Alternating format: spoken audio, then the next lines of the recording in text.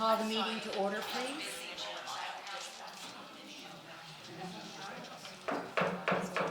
10 minutes?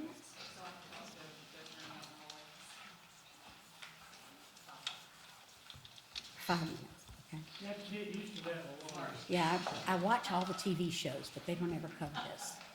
They don't cut the camera on until after this has happened. Okay, all right.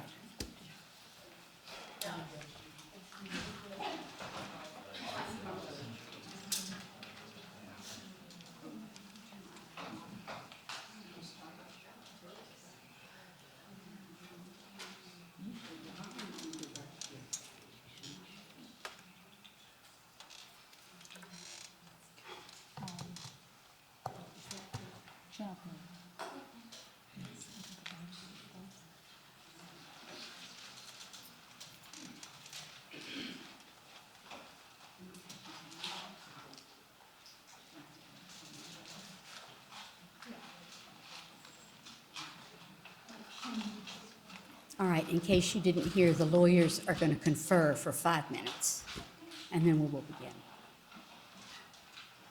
Yeah, they're conferring.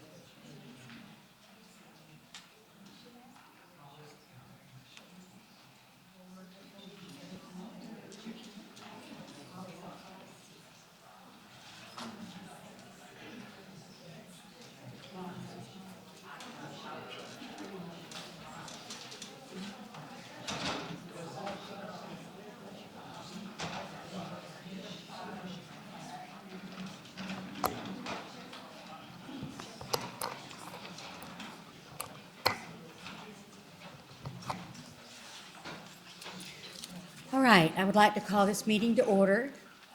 This is the Animal Control Advisory Board. It's a dog aggression hearing.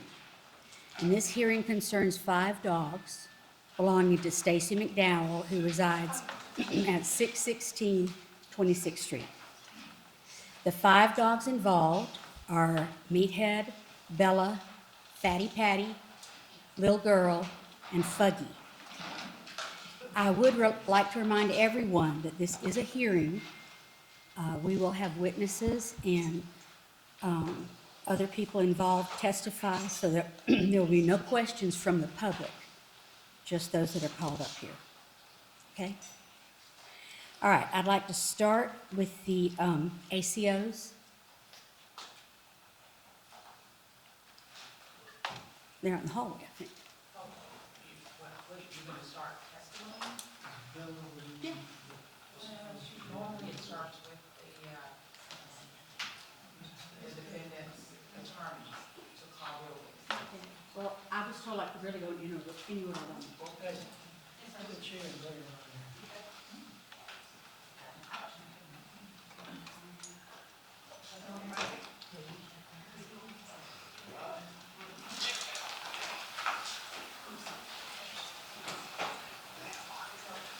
Is Bill?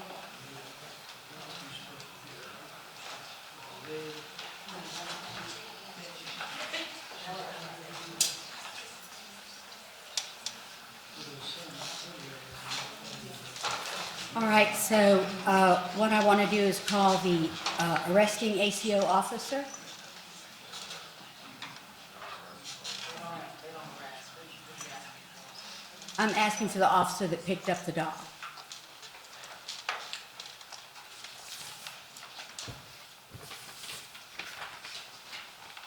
Okay, if you'll raise your right hand, please. I, Reginald Logan, do solemnly swear to tell the truth, the whole truth, and nothing but the truth, so help me God.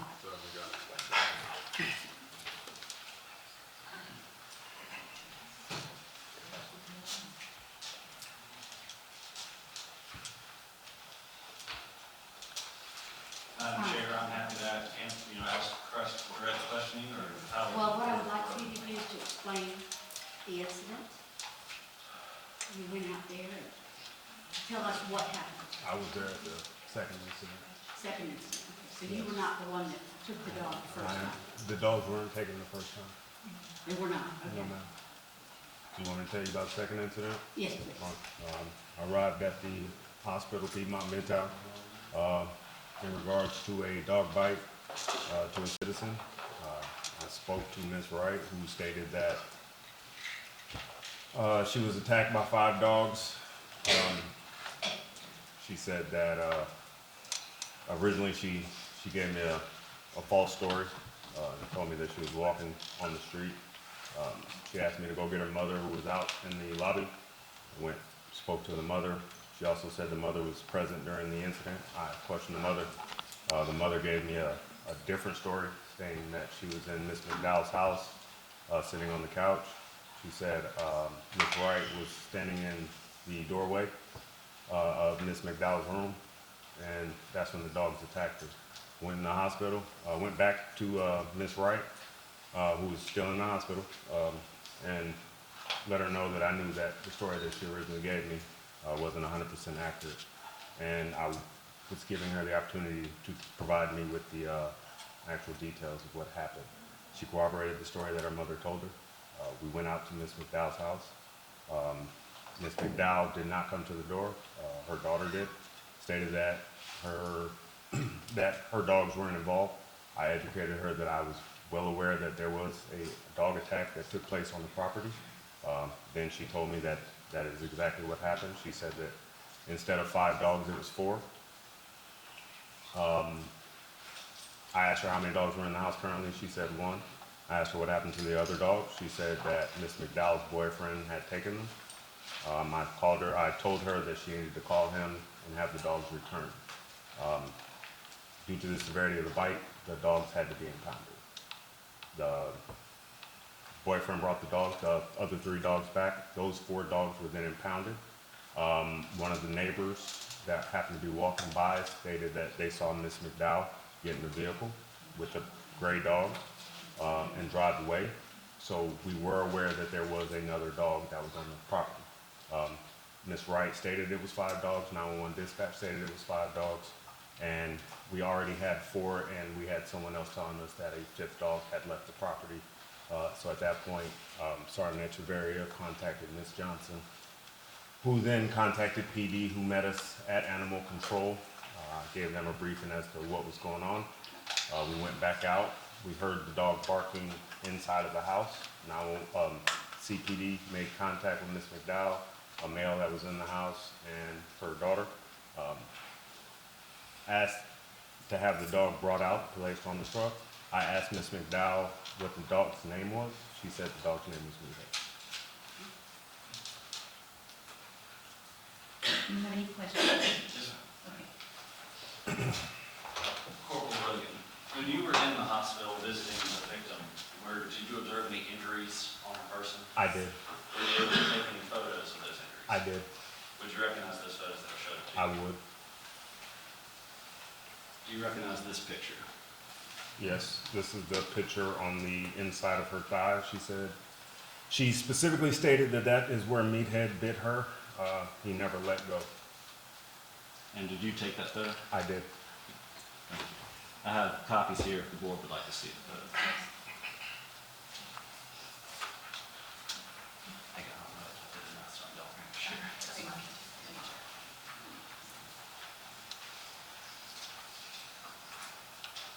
Did you take any other photos? I did. Would you recognize those if I showed them to I you? would. How would you describe her injuries generally as you observed them that day? I would say they were a class 4 bite. Do you recognize this photograph? I do. That is her neck area. She said that she was in the fetal position and she did not see which dog bit her in the neck. And did she specifically associate this injury to her neck with Meathead? With the attack, yes. With the attack? Yes, sir. Any specific dog? She did. I have copies if the board would like to see.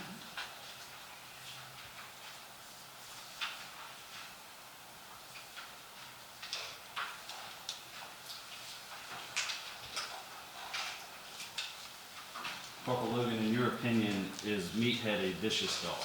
Yes. If he were released back into the community from quarantine, would he be dangerous to the community? Yes.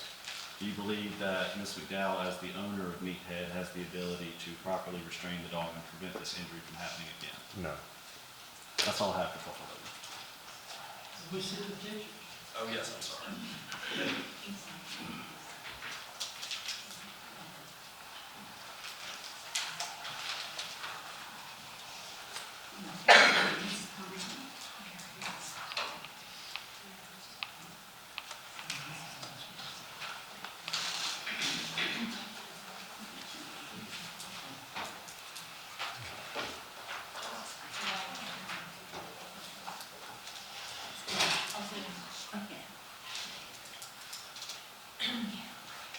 Hello, my name is Mike Garner.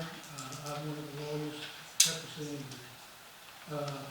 McDowell, who's appealing today. And first off, Ms. Wright, did anybody witness this other than her? Other than Miss Wright, Yes. her mother. And what is her name, do you know? I don't have the case If she file. was there and witnessed this, That's correct. anybody else witnessed it? Not that I'm aware of, except for Miss McDowell.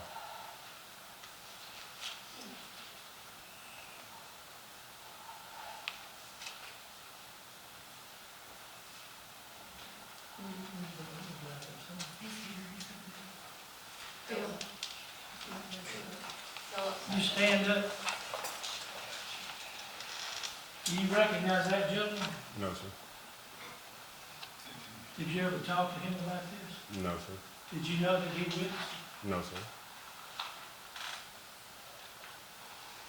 Now, are you aware of the provision in Georgia state law that says that no dog can be determined to be vicious if it bites a trespasser?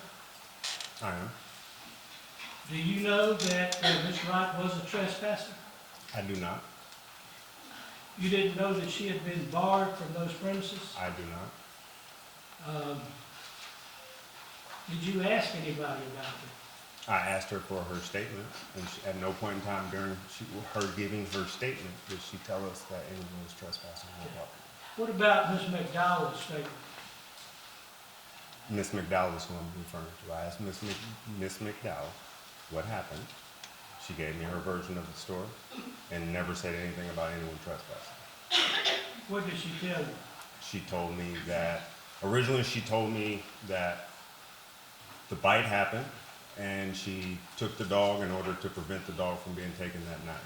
She knew the dog was going to be taken. Did she tell you that she is the one who pulled the dog off of her? Off Miss Wright? She told me that she was bear mace. Yes, she did. Did she tell you that 3 of the dogs were on the bed the whole time and never got off the bed? No, sir, she did Did not. Miss Wright tell you that? No, sir, she did not.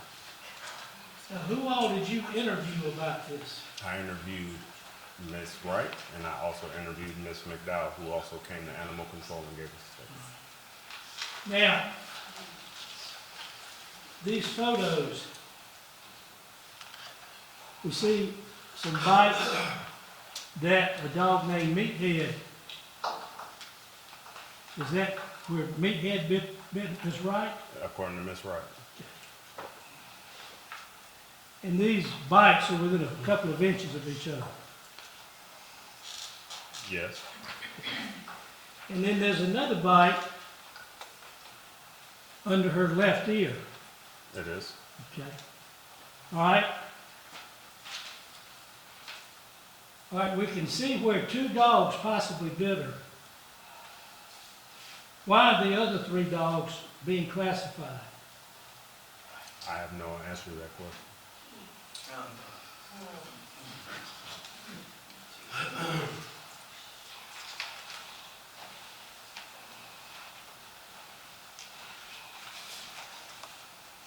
Were you aware of another incident where Meathead was supposed to have bitten a lady at this residence?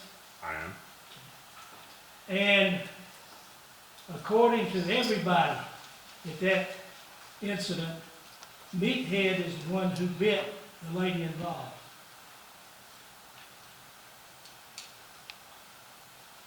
Is that There a was question? only one dog that bit the lady. I only handled this case, so I'm unsure. So you only know specifics about this case. That's correct. Okay, I'm sorry I asked about the other one. We'll get into that later. Now, was the other dog that's supposed to have bitten Miss Wright under the left ear, was that supposed to be the dog named Fatty? I was not given the name. They were unsure what other dogs bit her, but per protocol for a bite, all the dogs on the property had to do the 10-day quarantine.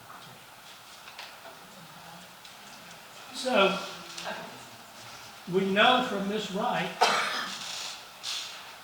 that Meathead bit her on the leg and possibly Fatty bit her on the neck. She never gave me a name of the dog that potentially bit her. She said she A wanted dog other than Meathead would have bitten her on the neck. She didn't say Meathead committed both bites. on her neck. We've got a bite on the leg, we've That's got a correct. bite on the neck. Mhm. Miss Wright did not say Meathead committed both bites, did she? No, She said another dog bit her on the neck. correct. So we have Meathead biting her and possibly one of the other dogs biting her on the neck. Correct. That's what we've got as far as the facts. Correct. That's all we need. Does the board have any follow-up questions? I have one. So Officer Logan, is it standard practice for animal controllers to impound all animals that are on the scene of an after bite? Yes, ma'am. At that time, would you not agree that it's very chaotic? Yes, ma'am. Would you not agree that the victim often doesn't know the animals Yes, ma'am. and therefore wouldn't know the name or to be able to identify the animals? Yes, ma'am. So is it a fair statement to say that DNA tests are not done on animals to determine who bit what? Yes, ma'am. And is it not a safety precaution to impound the animals just to ensure that another incident does not occur? Yes, ma'am. How much time was between when you took these pictures and when y'all brought the dogs in? When I was dispatched by 911, I immediately went to the hospital. By the time we got the last dog impounded, she was still in surgery. So I would say roughly about 3 to 4 hours. Between the bite and the photograph? Between the time when I took the photograph and we completed impounding the animal. What date was that they were all impounded? I can't recall the exact date. Did the dogs have any, I mean, it looks like, this does look terrible, so she obviously bled a lot. Did any of the dogs have any kind of blood on them? Blood on? Not to my knowledge, I don't recall if they had blood on them or not. I know that there was blood on the steps going up to the house. Did I understand you to say that when you arrived, that some of the dogs weren't there? That's correct, ma'am. And so you had to get CPD to have the owner to bring the dogs back? That's correct. And about what time of day was this? It was the middle of the afternoon, probably around 3, 4 o'clock. So I'm a little confused. Yes, ma'am. If you impound all the dogs that are on site Yes, ma'am. at the biting, Yes, ma'am. were they all 5 present? One dog was present when I arrived. 3 dogs were then brought back by, at the time, Ms. McDowell's boyfriend, who stated that the dogs were on the property when the bite took place. There was one other dog that we couldn't find, that we knew that was there. We knew that the dog was at the house, which just so happened to be Meathead. Okay. I did have a question. Yes, ma'am. Was there a reason why only the victim, and one other person was interviewed or asked questions? Those were the only people that were there. I spoke to Miss McDowell's daughter, but she wasn't providing much information. Can I ask a follow-up question? Yes, ma'am. As to Ms. Short, as she had asked earlier, when she had stated that, is it a fair statement to say that the person didn't know which dog bit her? But if that person was in the home for many times and knew every dog, wouldn't she know which one bit her? This is what Miss Wright told me. She said she observed Meathead jump off the bed and approach her. When he did, he attacked her. When he attacked her, she immediately went into a fetal position, and she was bitten at that time. Thank you. So because she was in the fetal position, she didn't see. That's correct. I have a question. Okay. All right, I'm gonna sit right here because I'm healthy and I'm tall. If I get up. So, first, I want to ask you about, you said that initially Ms. Wright gave a false story and then she gave you a different story, is that correct? That's correct. What were the differences in the stories? She said she was walking down the street, and 5 dogs just appeared out of nowhere and attacked her. So, the first time, she never said that she was in the house. No. Did she tell you why she gave a different story at first? She did not. Did you ask her why? I did not. Did you have a body cam on during your investigation? I did. And it was active? Yes, ma'am. So if I requested to get a copy of it? Yes, ma'am. Okay. And then you said that you also spoke with her mother, Yes, ma'am. and was it her mother that gave the correct story, and then she gave the right story, or? Her mother gave the correct story while she was outside, while we were still outside. And then we walked back into the room with Miss Wright. Did you ask Ms. Wright's mother, why they were at Ms. McDowell's house? I didn't. You didn't think that was relevant? No, ma'am. And why is that? Because what Miss Wright's mother originally told me was that she was there all day with Miss McDowell. So to me, it wasn't a relevant question to ask. Okay, so, but did Amber say that she was also there all day? She did not. She said that her mother called her and told her that she was over there, and Miss Wright said that she went over. Did she say her mother invited her over? She didn't. Did you ask her mother if she was a resident of that home? I didn't.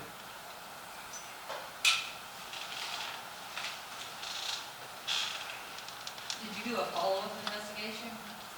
I spoke to Miss Wright again afterwards, and I also spoke with Miss McDowell again afterwards. And Ms. McDowell didn't mention any other witnesses? Miss McDowell did not know. Another thing that you said was that this was a class 4 bite. What is a class 4? On the Dunbar bite scale, it's a class 4. It's there's pieces missing. And when did you get that? I got that training roughly about 2 weeks ago. You got it 2 weeks ago? That's correct. After this incident? After, that's correct. Y'all don't get this training when you start this job. You got it after 2 incidents happened. For the severity of bites, yes. How long have you been an animal control officer? And now, I'm sorry, a year and a half. What kind of training did you get when you started? How to handle dangerous animals, how to impound animals that are roaming free, how to capture animals, how to maintain the kennels, how to get them properly documented. How to get it properly documented? That's correct. And are y'all giving any training on like investigations for dog bites or anything like that? We are by our supervisor. Who's your supervisor? Our supervisor is currently Lieutenant Echeverry. Okay. Another thing that, you said was that you would say that this is a vicious dog. That's correct. What qualifications do you have to declare a dog as vicious? Dangerous/vicious dog thing. When did you get that? That was also 2 weeks ago. Okay. And then, lastly, you said that Amber was in surgery at the hospital. What kind of surgery? I'm unaware. I didn't ask. Who told you she was in surgery? Her husband did. Her husband did? Yes. So you also spoke to her husband. I did. Was he there? He didn't say he was there. What did he have to say about the situation? Nothing. He didn't say anything about the situation. So all he said to you was that she was in surgery? When I attempted to call her to let her know that the dogs had been impounded, he responded back with she's currently in surgery. And then when you did your follow-up investigation, did you inquire about what kind of surgery she had to have? I did not. Have you ever seen any medical records showing any type of surgery? I did not. I don't have any further questions. I have a question. Yes, ma'am. The incident, according to my understanding, happened mid-July. That's correct. Okay. And so it was 2 months later that you got the training? For classifications, it's just how to handle and how to observe the types of bites, and it also is how to handle dangerous and vicious dogs. So in your training you got, when you became an ACO, how to handle, what were y'all trained during that segment? How to handle, you said how to handle vicious dogs, how to impound them, Mhm. how to get them properly documented. That's correct. So in the handling of them, Mhm. what were you trained? In the handling of them during training, it was 2 officers, double catch pole if necessary, just basically to ensure that you don't get bit. It's a safety kind of flow. It's a safety course. So it's more safety That's training correct. than classification? That's correct. Okay. Yes, ma'am. Sorry. Were you trained on how to use the catch pole? That's correct. Was that in the beginning Yes, ma'am. when you started? Yes, ma'am.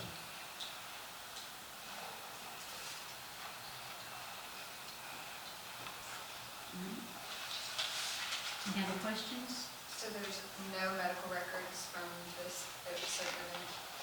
No, ma'am, not that I currently possess. No. We can't get medical records, we can't say that. All right. Do you have any other questions? One final question, Corporal Logan. The meathead is currently classified as vicious, and that's what's being appealed here today. The other dog is classified as dangerous, and that's being appealed here today. Did you make those classifications? I didn't. Who makes those classifications? I give them to the Director of Animal Control, and that is something that is handled above my pay grade. Thank you. That's all I have. And that judgment on the director's part is based on your description? Based on the information that I provided. Okay, As well as historical data on you, okay, that is available. all right. Thank you. Thank you. Judy, they call something. Okay, all right, do you have something you'd like to call? I can call the officer who's involved in the other victim case. The first victim. The first victim, Okay. if it were likely. Yes. Officer Coons?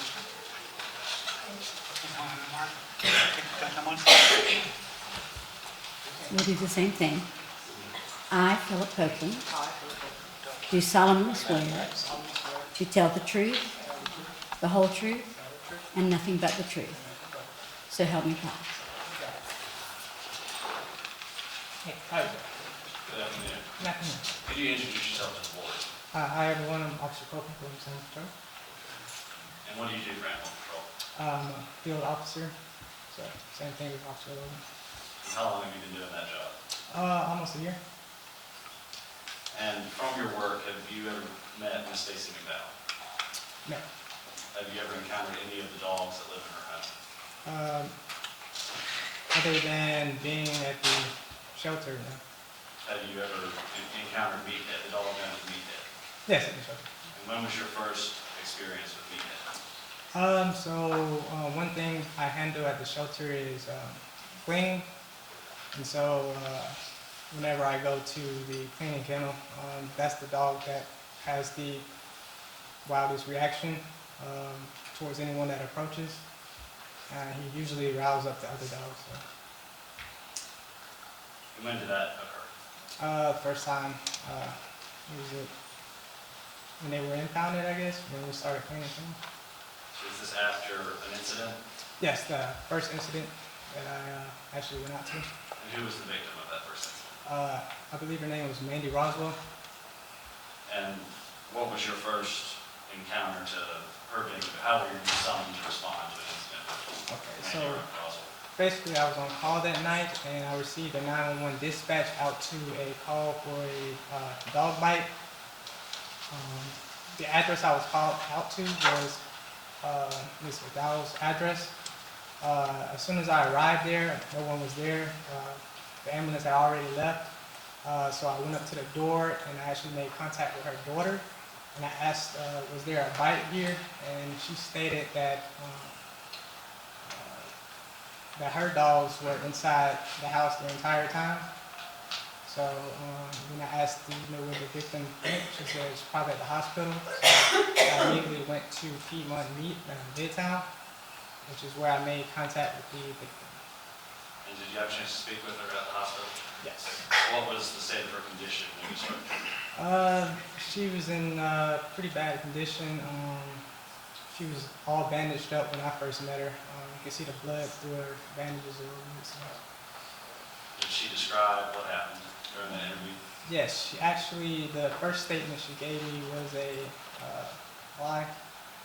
She told me that she got out of her car to go to the gym and she was attacked by dogs out of nowhere and then a stranger came and helped her and that's all she could recall that night.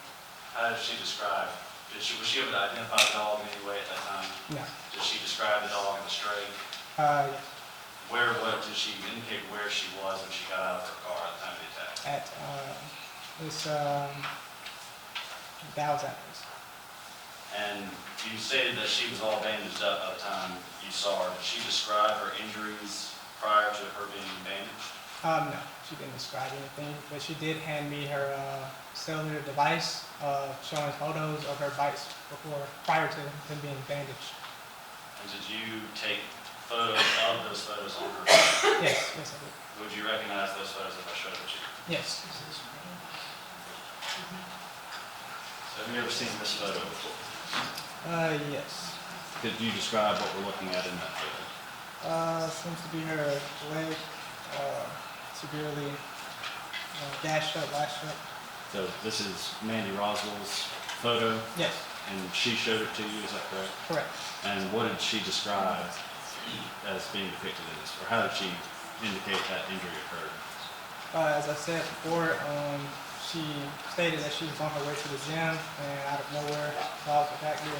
She didn't recall what they looked like or anything, but she stated some guy randomly up and that's under her statement.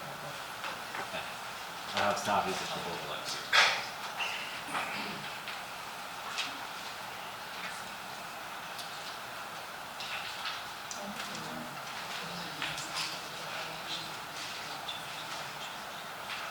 Did you take any other photos? Did she show you any other photos? Yes. Do you recognize this photo?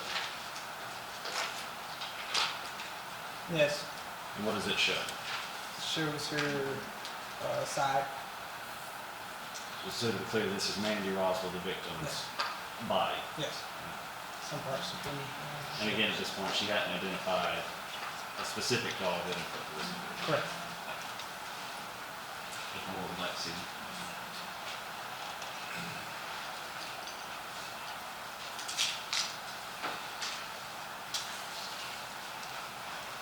So she made a statement to you at the hospital after she'd been bandaged, and was not able to identify a specific dog that inflicted the injuries. Is that correct? Correct.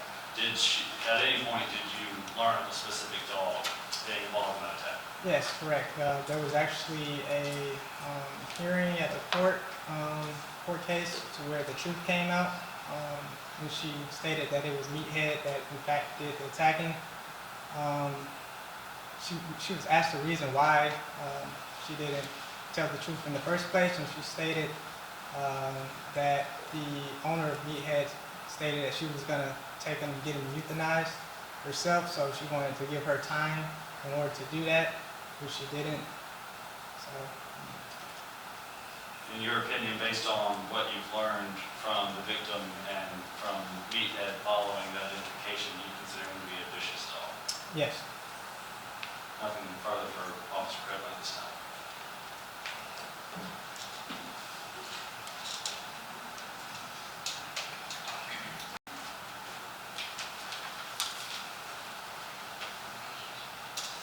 Now, I believe you mentioned 2 incidents involving dog bites with Ms. McDowell. The first one you went to, I only went to one. you didn't go to the first one with Amber Wright? No, I only went to the one with Ms. Roswell.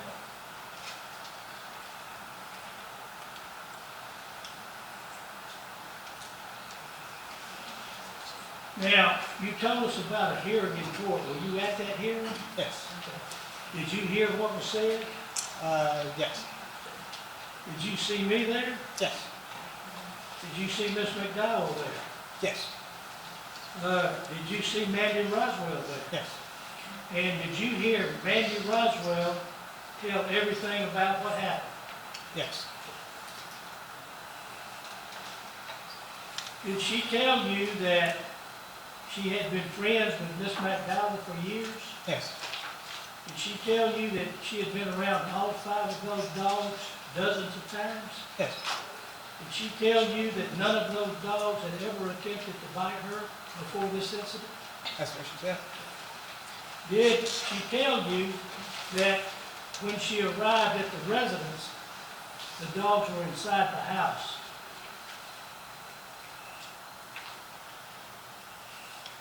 Yes. Did she tell you that at the time she arrived, there was a mentally impaired gentleman agitating the dogs through the window of the house, beating at them with a stick? Did she tell you that? I heard that from Ms. McDowell. And did Miss Roswell tell you that she opened the door and the dogs came out? Ms. McDowell opened the door, and the dogs See, came out? somebody opened the door and the dogs came out on the Yes. porch. Somebody did And say the that. bite took place on the porch of Miss McDowell's house. What was said by by the victim was that it actually occurred. Actually, I don't recall that. But it was somewhere in the house, by the door, or outside the door. Yeah. And did Miss Roswell tell you that she saw the gentleman who was agitating the dogs jump over the rail and run? No, So you didn't hear that? nope, I did not recall.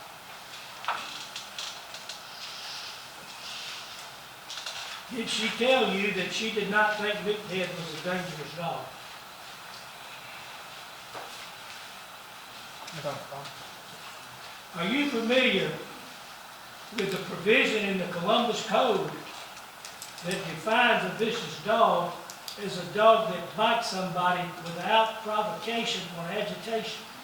Are you familiar with that? Yes. Well, these dogs were being agitated and provoked in their own house, weren't they? By somebody outside? But does that give a justification to attack someone who has nothing to do with it? Did you hear Miss Roswell say, all 5 dogs came out, but only Meathead bit them? No. Did she say any other dog tried to bite her? Yeah, she said one animal, which was Meathead, had her, and then she couldn't tell who the other 2 were, but they were down there, her legs biting her and killing her too. She said other dogs bit her? Yeah, other dogs.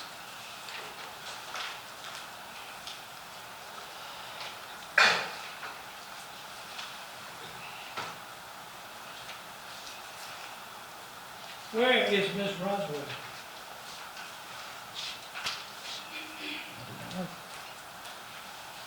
Why isn't she here to tell her story?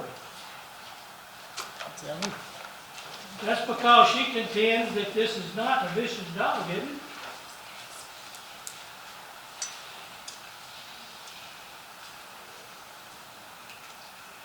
You don't know why she's not here.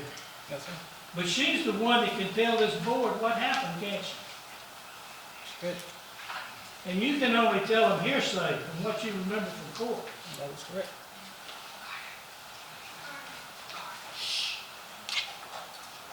That's all we have, John. Oh, excuse me. Members of the board, I used to be in court and I'm senile. We all have to forgive me. It's okay.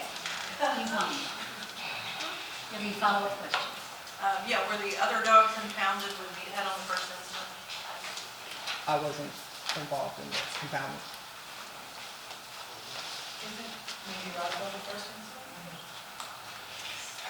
They were impounded on the second incident. Well, okay, so I'm you the were first involved incident. in Mandy Roswell, Yeah. were the other dogs Yes. impounded then?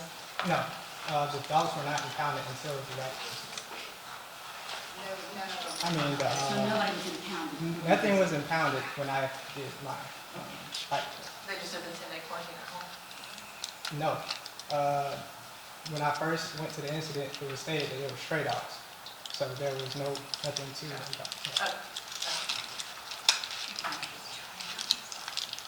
Any other board members have questions?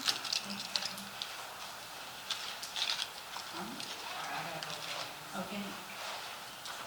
Can you explain the cleaning procedures when it comes to dogs that are being held on bike quarantine? Cleaning procedures? Yes. All right, so whenever we clean, we make sure to close one side of the kennel, correct? And then once we close that side, we go over to the other side, open the gate. We use scrapers to scrape the feces up prior to rinsing or bleaching.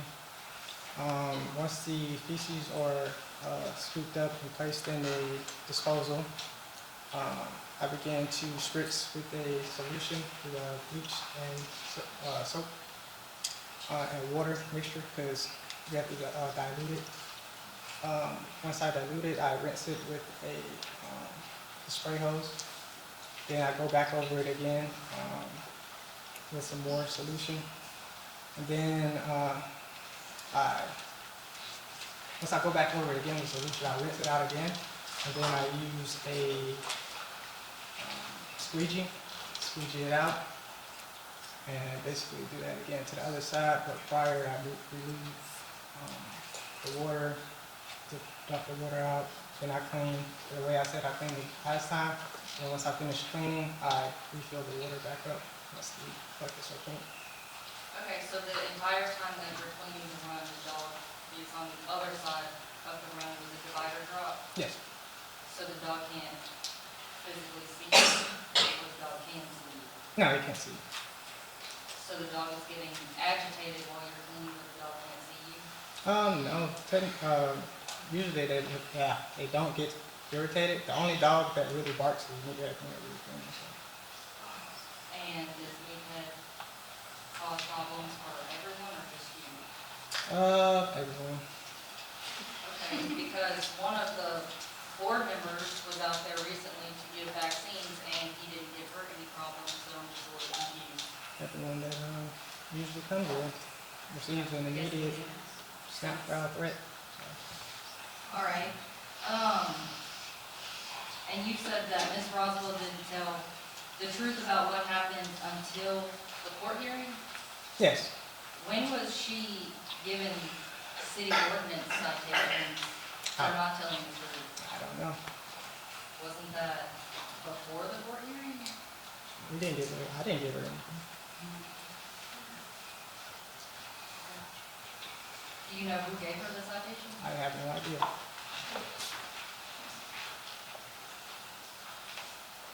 And then you were the investigating animal control officer for the Mandy Roswell incident, correct?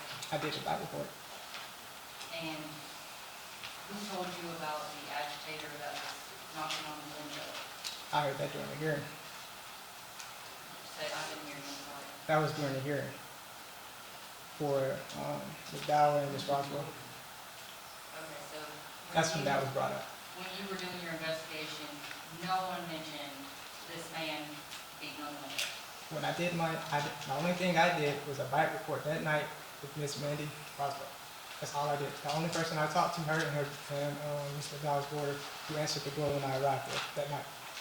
And Mr. Dowell didn't tell you about the agitator? Nope. Not that night.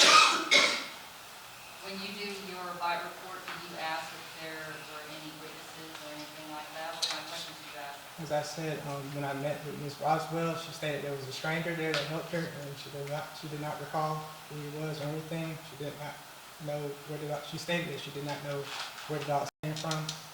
So that's all I have on that. Did you do a follow-up with Ms. Roswell? No, I did not. Is there any reason why you didn't do a follow-up with Ms. Roswell? She stated that, as I said the first time, it was stray dogs. She stated she did not know what was happening or what happened. So after that, So you only care to do a follow-up when you know who owns the dog? You don't care if it's stray dogs? well, once we figure out if it's a stray dog, we go and do a patrol. So after the patrol, we cannot find who said dogs belong to. So you're not following up to ask them about their injuries, see No, we didn't. anything like that? You're just focused on, okay. I don't have any more questions. Yes, ma'am. Officer Copeland, you previously testified that upon speaking with Ms. Roswell, you didn't have any specific information to identify the dog that attacked her until the hearing. Yes, Do you recall the date of the hearing? I do not recall the specific date. You recall if it was before or after the attack on Ms. Amber Wright? It was after. It was after the attack on Ms. Wright. That was so. So the first time you learned of a specific dog being identified as the attack on Ms. Roswell was after Amber Wright's incident, and Meathead was already impounded at that time, is that correct? Correct. Thank you.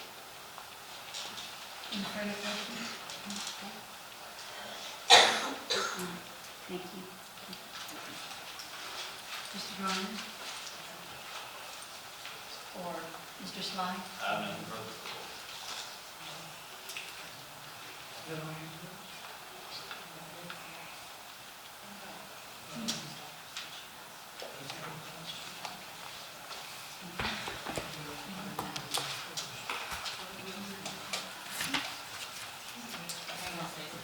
Hang on.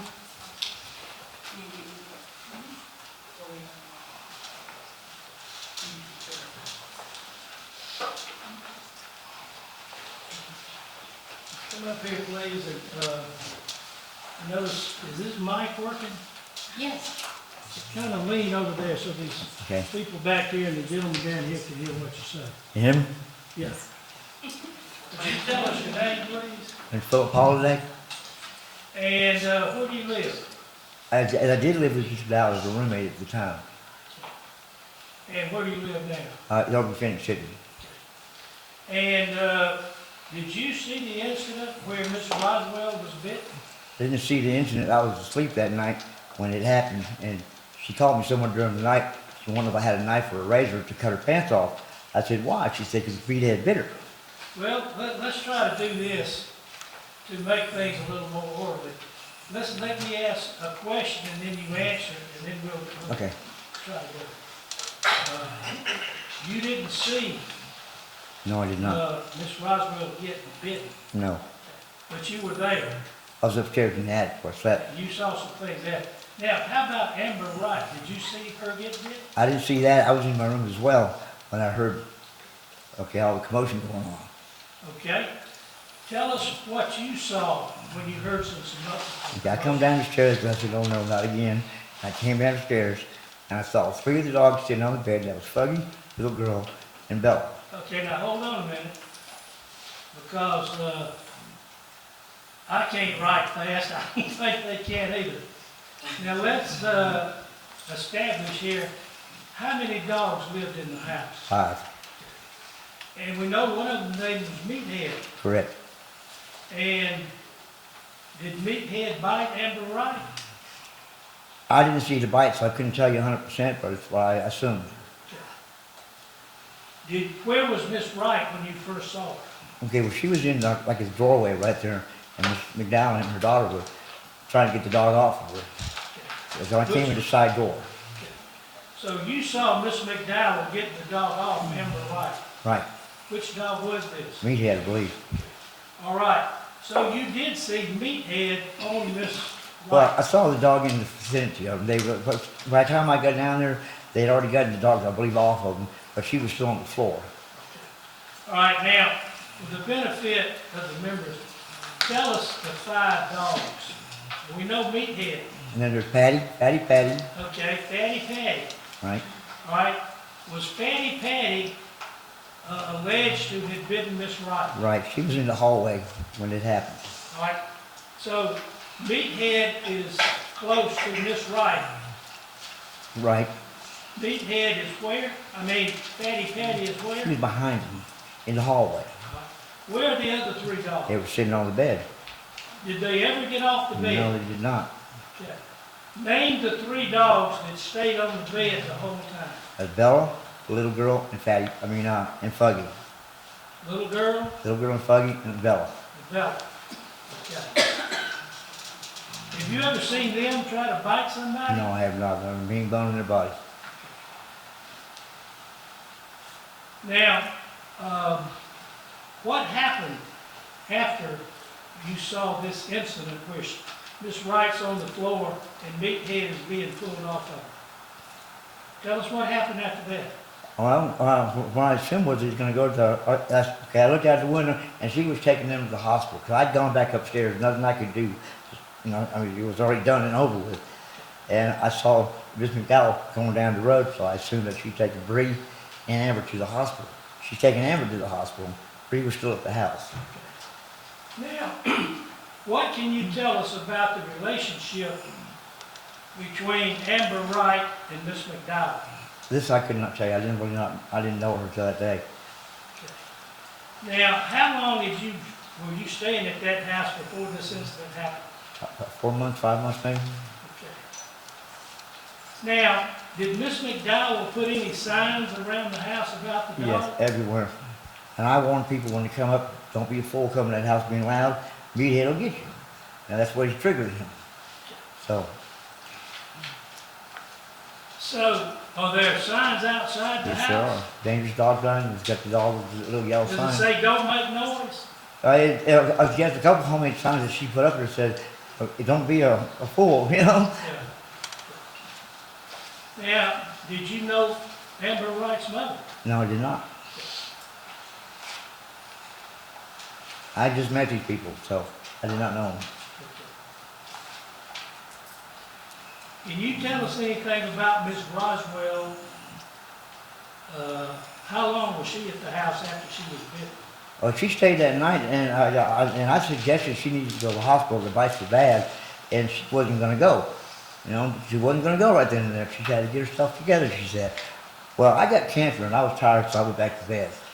And somewhere along the line, I reckon she went to the hospital. But it wasn't right then and there when she should have gone. To your knowledge, how long did Miss Roswell stay at Mandy's house after she was bitten? About a good 5-6 hours, at least, if not longer. And were they giving her medical treatment? They tried to help her all they could, but she was being ridiculous.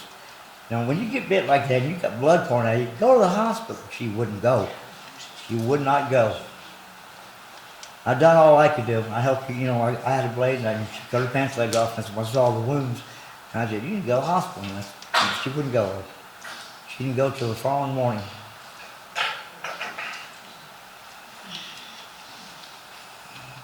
That's all we have.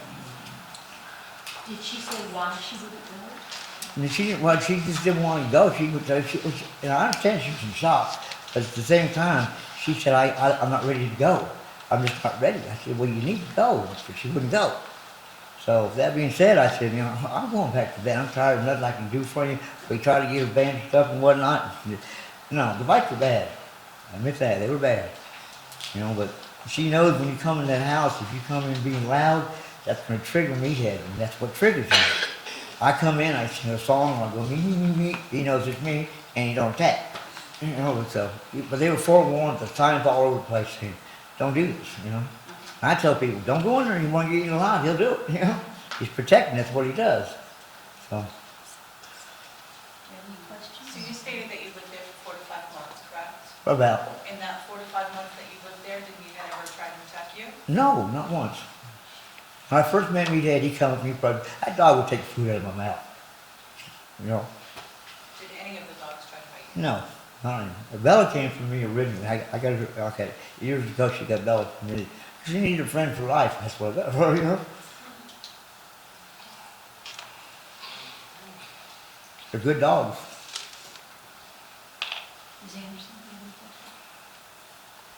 have any questions? I think a few questions.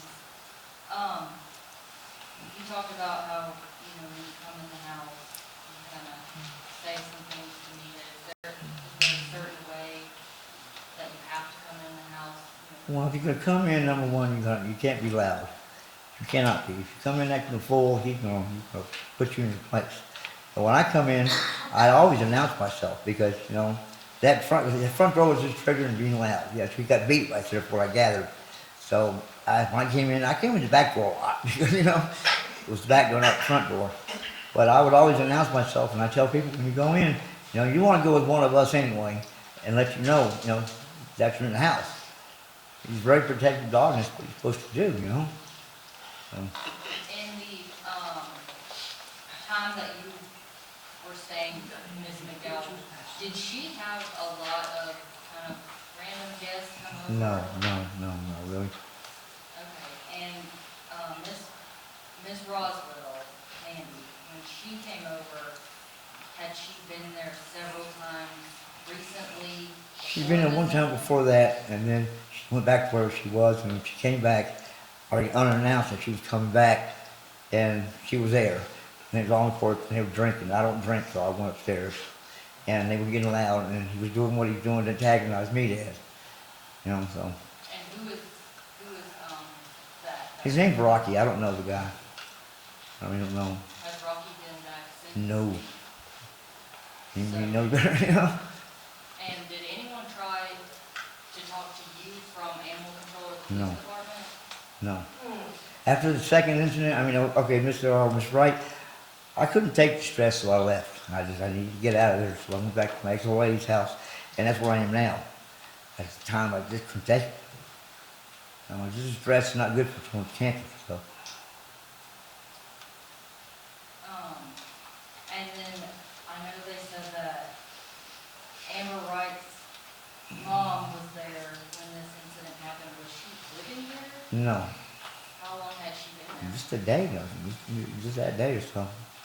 And do you know if Ms. McDowell said that it was okay for Amber to come? No, she said it was not. She said actually Meathead didn't like her to begin with, and that she didn't need to be there.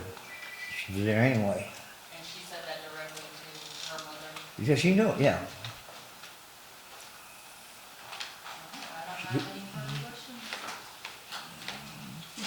Yes, ma'am. I'm sorry, I didn't catch your name. My name's Philip Holiday. Yes, sir. All right. You previously testified that at the time of Ms. Roswell being on the bathroom floor and being injured, she didn't want to go to the hospital. Right, And she didn't really indicate a reason other than she wasn't ready to go to the hospital. right, that's what she said. She wasn't ready to go. Did Ms. McDowell ever ask her not to report the No. dog bite? Not that I know of. I don't think she did, to be honest with you. Did Ms. Roswell ever indicate she didn't want to report the dog because she didn't want to get Ms. McDowell and the dog in No. trouble? In your months of living in the house, did you ever observe how the dogs behaved together as a group? Yes, I have. How would you describe it? Well, they were regular dogs. They played with each other, but they were very, very loving, loyal dogs. Is Meathead the leader of the group? I wouldn't say he's the leader, but he's the main male dog. So, and he's a good dog. He would sit in my lap and I love on me all day long. Would it be fair to call him the alpha dog of the group? If you want to call him Alpha, I'd say so. That's all I have.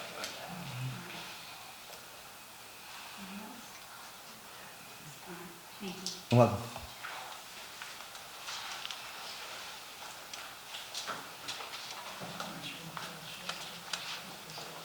I would like to know if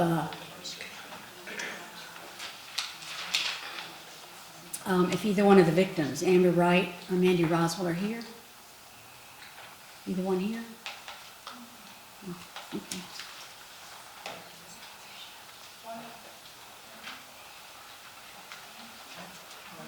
Do you know why they're not here? My grandma didn't know that, I'm not spoken to them at all. And we did not ask them to be here, so it's possible no one told them. Well, they were sent letters for the original You bill. talk and I'll keep listening. That's why. Oh, no matter, I'm afraid I'll let you leave. I just want to clear up the mistakes that have already been made so far, so I want to do I, Stacy McDowell, I, Stacy McDowell, do solemnly swear to tell the truth, do solemnly swear to tell the the truth, whole truth, the whole truth, and nothing but the truth, and nothing but the truth, so help me God. so help me God.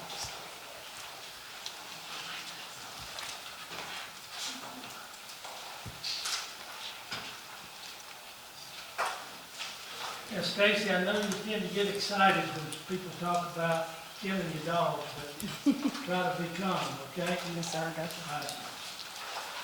First, let's talk about Amber Wright. Okay, How did you know Amber Wright? I really did not, I just met her briefly. Can you kind of speak? I did not know For a her, little bit. I did not know her, I knew her mom, but she had just come on the scene recently, I've met her a couple of times, but I didn't know her very well at all. How did you know her mother? Her and my sister were best friends all through their younger years. Did she ever stay with you? No, sir. No, Did sir. she come to visit you a lot? No, sir, not a lot. No. No, they'd only been to the house a couple of times.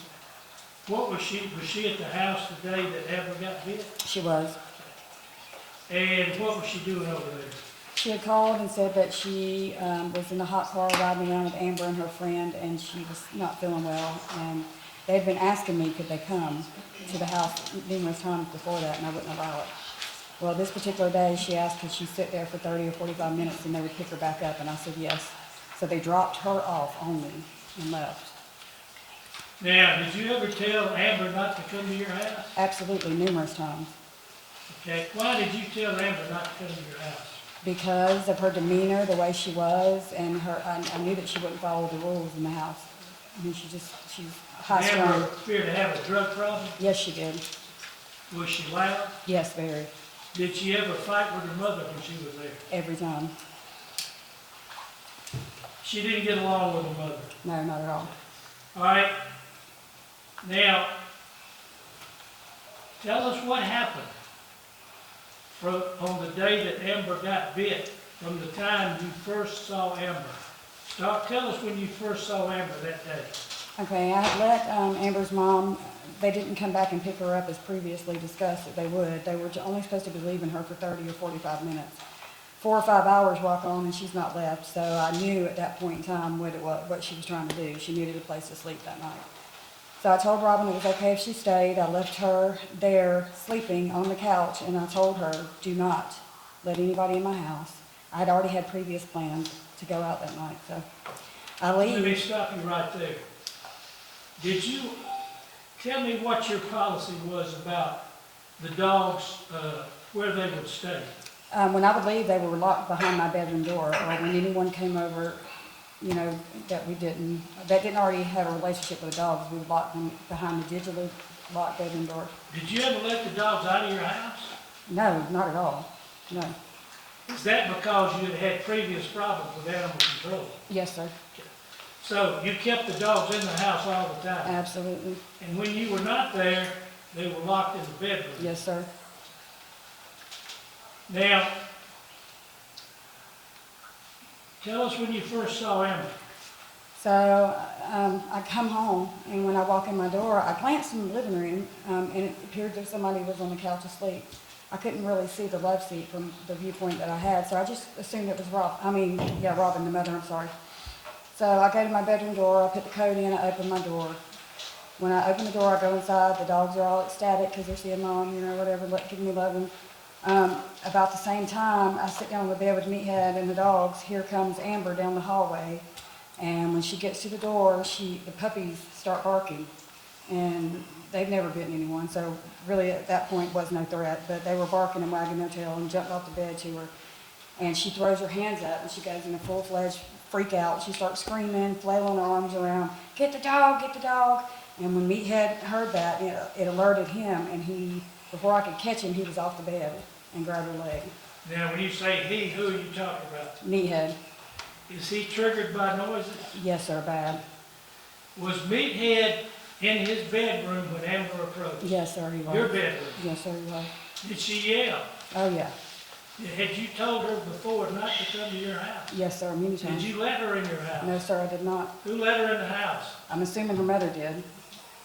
Against your wishes? Yes, sir, adamantly against my wishes. I told her numerous times. Now, tell us what happened when Meathead got off the bed. What happened after that? But, I mean, my bed is from here to where she's sitting right here. I'm at the same distance from here to there. He jumped down and grabbed her leg. And when he grabbed her leg, I was off the bed and on top of him that fast. And she's in the doorway, sitting down on the floor by this time. She's not in the fetal position. She is sitting on the floor with her back to the outside of my bedroom. And I got on her and straddled her like this.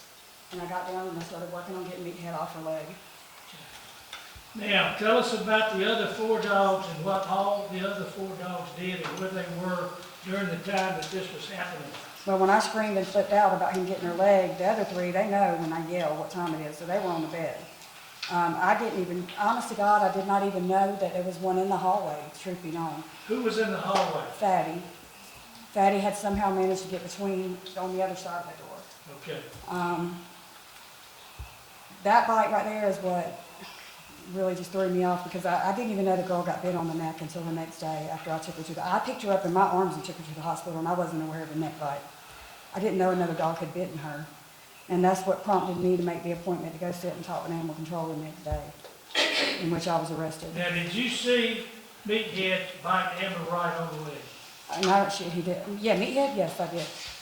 On the leg. Did you see who bit Amber on the neck? No, sir, not at all. Sure didn't. My daughter didn't either. But it had to have been that one dog. I mean, but we just didn't see the bite. Usually when Meathead bites, we have to get him, You know, I have to get in and break that barrier in his head to get him to let go, but, But if I understand you right, you're getting Meathead off, and you get him off. Are you pretty sure that the dog in the back bit her on the neck, or, it had to be. I mean, we didn't bite her. okay. So Amber's bitten in 2 places. No, sir, that's not true. That dog's mouth is so wide, that dog would have only bit her one time. That dog has got a humongous, if you look at the bite, I mean, he could have put her whole head in at one time. There's no way he bit her twice. There was not enough time for that. But, Fatty Mae is probably the one that bit her on the neck. Yes, I mean, it had to be, yes, because the other 3 dogs were still in the bedroom. Has Fatty ever bitten anybody before? No, she's the sweetest, goofiest dog you ever meet. So apparently she joined Meathead in biting Miss Wright. Yeah, and Now tell us what signs or anything you have about your house about any dog. I have numerous signs, and I even brought somebody else with me that'll testify to this, that you're told when you come in my house explicitly how to act, what to do. I talk till I'm blue in the face. I have probably 8 signs right there at the front door when you're going out the door, saying the dog has PTSD, don't be loud, there's just certain things not to do, and on the outside as well. Why is Meathead so sensitive? Why is he like that? He has a history of abuse, starting with my son's friends that would hang out and think it was cool to punch him in the nose when I wouldn't be there. What kind of abuse did your son inflict on Meathead? My son was the one who beat Meathead almost to death. And how long ago was that? This was back in 2020, And for scratching his daughter by accident. Meathead was almost killed? Yes, sir. They didn't know if he'd make it through the night. And why would your son beat Meathead nearly to death? Because in my son's defense, he didn't know what had occurred with the scratch on my daughter's face, on his daughter's face, I'm sorry. And Meathead has a tendency to paw, like when you come in the bedroom, that's the way he's showing affection. He wants to put his arms on you or touch you or whatever. You walk up to the bed and he'll do this. Well, my granddaughter was short, so when he walked up to her, when she walked up to him, he scratched her face. It didn't break the skin, but it left a red streak down her face. And Mike flipped out over that and come in with the bat, beating on the door and screaming and yelling, and Is that why Meathead is sensitive to noise? that's one of the reasons, not all of them. Okay. Now, did you attend the court hearing in environmental court that was held about a month ago? I did. And who was the defendant in that case? Mandy Roswell. No, who? No, Me, I'm the defendant, I'm you're sorry. the defendant. She was a witness. Yeah, Is that right? you're right. Okay.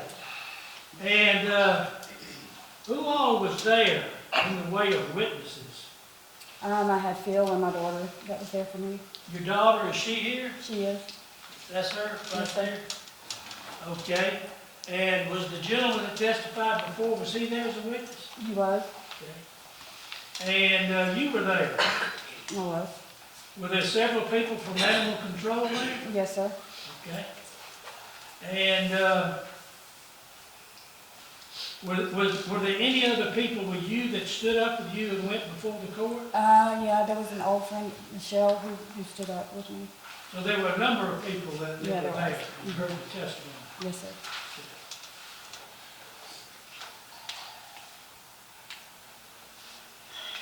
Now, just for the panel's information, in recorder's court, not environmental court, but in recorder's court, where you have criminal cases, the law requires that a court reporter be there and a public defender be there. So if you're charged with a crime in Columbus or violation of the city ordinance and you go to recorder's court, there is a court reporter there that takes down everything that was said. But in environmental court, there is no public defender and there is no court reporter.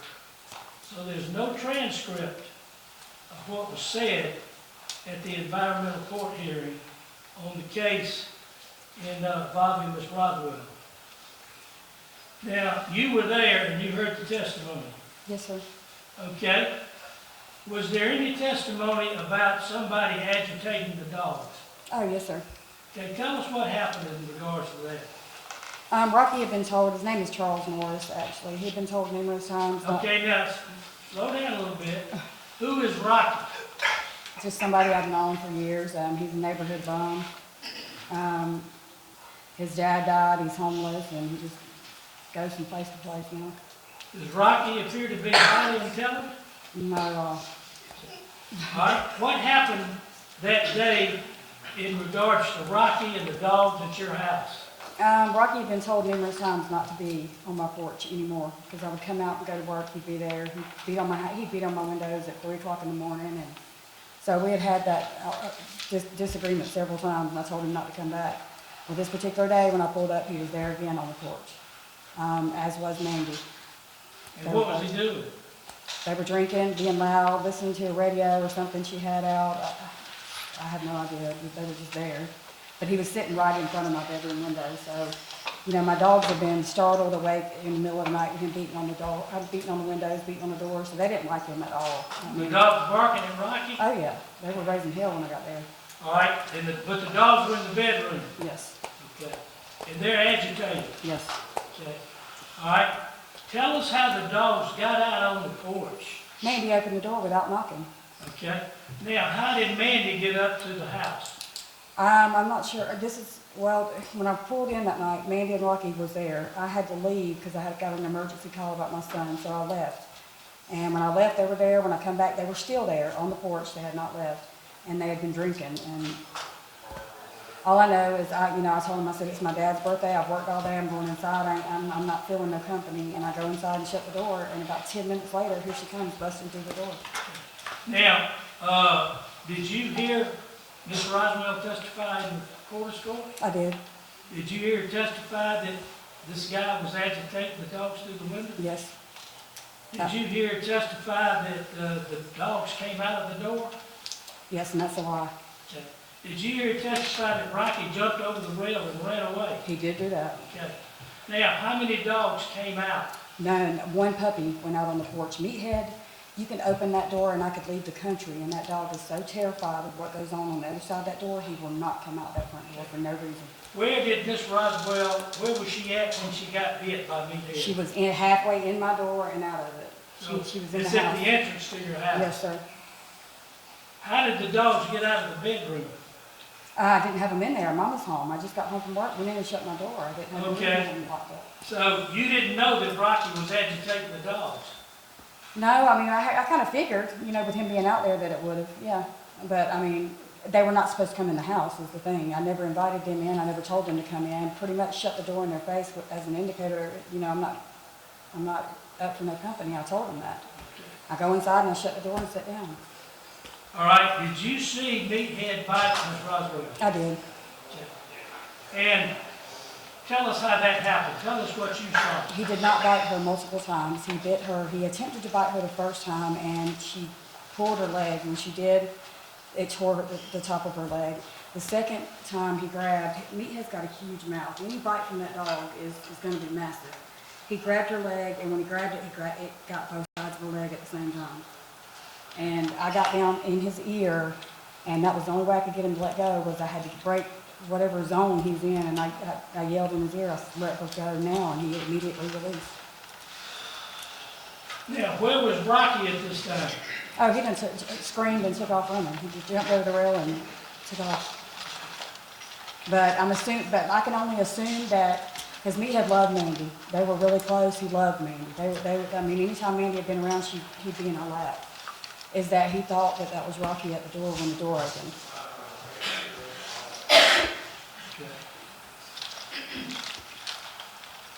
Now, have you ever seen Meathead bite or try to bite anybody and he was not agitated or provoked? No, sir, not at all. He doesn't even show any signs of aggression any other time at all, period. Not even when he's biting does he show aggression. He doesn't growl and do crazy things. I think it's just an instant reaction from that front door. When that door opens, he's worried about what's coming through it. Now, was there another incident sometime before that quite a while before that, when Meathead, was trying to bite a bicycle and bit a girl. Yes, he did do that. And is that when you decided you just gonna keep the dog in the house and not let him out anymore? That's when everything went on instant lockdown. He was not allowed back outside in the front period. Nobody could come in or out that we didn't know, that I didn't, you know. If you weren't invited, don't come. Or the dogs had to be locked up when people would come over, like if we had UPS come to the door, knock on the door or something. Before we would open that door, me or my daughter, one, made sure those dogs were locked up behind the digitally locked door that nobody could open. And I followed those same rules even when I went to Nebraska for 2.5 years. The dogs were restrained the same way animal control advised me to do so here. I followed everything to the T. So. Okay, tell us the history of the 3 dogs, other than Meathead and Fatty. Tell the panel about those 3 dogs. They don't have a history. They're, I mean, I don't know what Have they ever had a problem with anybody? No, not at all. Have they ever tried to bite somebody? No, as a matter of fact, one of them, he is the most calm, quiet dog. You never even hear a word out of him. He's a sweetheart. Do you have any idea why animal control took those dogs? Not all 5, no, sir, I don't. Do the people at animal control seem to have a grudge against you? Yes, sir, they do. Is that because you've gone out there and raised hell about them getting these other 3 dogs? That, and then it dates back to 2020 with Trina Pearson and I. Do you know of any reason why they should be keeping your 3 dogs out there? No, they shouldn't. If you went out there and demanded that they give you your dog, Yes, sir. is anything dangerous or vicious or unusual about those dogs? Not at all. One of them's 11 years old. She's had a stroke. Her mouth droops. She can't bite anything, let alone bite a human. She's had severe arthritis. She's on her deathbed. She's partially blind. I mean, she shouldn't be there, period. That's all we have is, Mr. Swan? Ms. McDowell, how old is Meathead? He's 7. He's 7 years old. Mhm. Besides and you mentioned the bite of the little girl, was that Miss Desiree Singleton? Yes, it was. And then the 2 bites we're talking about here today, I think it's 3. How many other bites has Meathead been involved in? There's 2, and both of those were his attackers that at some point had abused him. I'm sorry, the people you did were attacking him? Yeah, my son did, and the guy walking on the road was one that used to hang out with my son all the time when I'd be at work. And they thought the dog was a punching bag and thought it was funny. He was cute to do it. That man, is his name William Gentle? It is. Do you recall when that bite occurred? In 2019, that was the very first incident that ever happened. And I'm looking at his incident report. He says that he was walking to the store and walking down the street and the dog ran off the front porch and attacked him. Is that accurate? No, sir, it's definitely not. So where was Meathead at the time that William Gentle was attacked? Keep in mind now, I didn't know the laws at the time about animal restraints or whatever, so I'm gonna go ahead and tell you, I had the dog in the car with me. We were getting ready to go to the park. I had him, Bella, and Bella's other daughter, which was Marley. Bella and Marley were using the bathroom, and he was walking down the road, and they started barking, and he kicked Marley. And when he kicked Marley, before I knew it, Meathead was out the car and on him. Meathead was inside the car? Yeah, he jumped out. Meathead was in the car. I'm standing outside the car. He's sitting in the seat. I'm waiting on the other 2 dogs so we can get in the car to leave. Meathead sees what happens when the guy kicked Marley, and he got out of the car and grabbed his arm. But it was an instant bite and release type thing. The car door was open and Meathead jumped out. He did. Michael Walker, is he related to you? Michael Walker? Michael Dowling, you mean? I'm sorry, Michael Dowling. Oh, yeah, that's my son. And was he also bit by Meathead? He sure was. When did that take place? Approximately 2 weeks after he had beat him almost to death with the bat And where did that occur? in my house. I had done everything I could to keep the dogs and Mike separated. We were forced to live in the same house together. This particular day, Mike comes home. He's had an argument with his girlfriend again. He's really loud and banging and fussing when he comes in the door, and he did not stop to think and call and let me know. Because normally he would call and say, I'm coming home and lock the dog up. He didn't call that day. He just busted in the door and being loud and yelling again. So naturally, Meathead saw his opportunity and he got him. So the bite took place inside your home? Yeah, right in the doorway again, and it ended on the front porch. Miss Destiny Singleton, where was she was bit by meathead? On the sidewalk. She was riding her bike down the sidewalk. It was a chaotic scene. That's the only one that I don't have any justification really for, even though I can tell you why it happened. When was Miss Singleton bit by meathead? It would have been in 2021. This is after, as you previously testified, the incident with My your son. son, and you Mhm. went into lockdown, as you put it. No, with the kid on the bike is when that happened. When that incident right there happened, that's when it changed everything for us. So Meathead at this point had two identified bites, two victims. Mhm. And what was he doing outside the day Miss Singleton rode by your house? My son, not Michael, but I have another son, his name's Tyler, he's 25 at the time.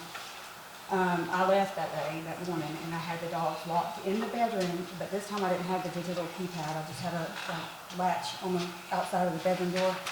He was told numerous times, don't let the dogs out, do not let the dogs out. The dogs cannot go out front, 'cause see, prior to this, my dogs would go out in the bathroom outside in the front. Well, I told him numerous times, don't let the dog outside, he cannot go out. I come home, I pull in the driveway. As I'm pulling in the driveway, my son, his girlfriend, and the dogs were standing in the front yard, up on where my yard is, not down on the ground or anything. But they're standing there, and I went to screaming immediately, get the dogs, why is the dogs outside? So I'm yelling, Mama's home, little girl's flying down the road on the bicycle. Meathead grabs the tire, tries to grab the tire, but he missed the first time, and when he went back again, he grabbed the little girl's leg. And one But of she your, was barreling dead at him with the bike. I mean, she almost ran him over, so.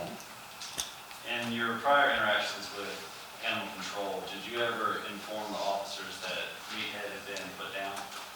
I did do that, I did. I admit that. And why did you inform them? Why did you lie that he was in fact dead? when he was not? Because they came out 3 weeks after the incident with Mandy. I have a history of issues as well, I mean, and it just came out of my mouth before I could even realize what I said. I mean, I instantly regretted it. But they show up unannounced 3 weeks later with catch poles, which he'd done been beaten by many times. And it was 3 of them demanding the dog, and I panicked. And before I could even think, it just came out of my mouth that I didn't have him anymore. And I did do that. And what did you say had happened to him? That he died in Nebraska is what I told them. Did they ask for you to provide any documentation or That- proof that he was gone? Yes, they did, but I had I didn't participate any further in any of that from that point on. That was my only role in that was saying what I said, and that was it. You never made an additional statement, they never followed up with you to check any proof you might have? They did, but I was not there at the time. So They didn't make contact with me, it was someone else that they talked to, it was not me. animal control did follow up and came back to your house and Mhm. asked for proof that Meathead was deceased, They did, and someone other than you provided yes, something. Charlie Bryant did. And what exactly did he provide?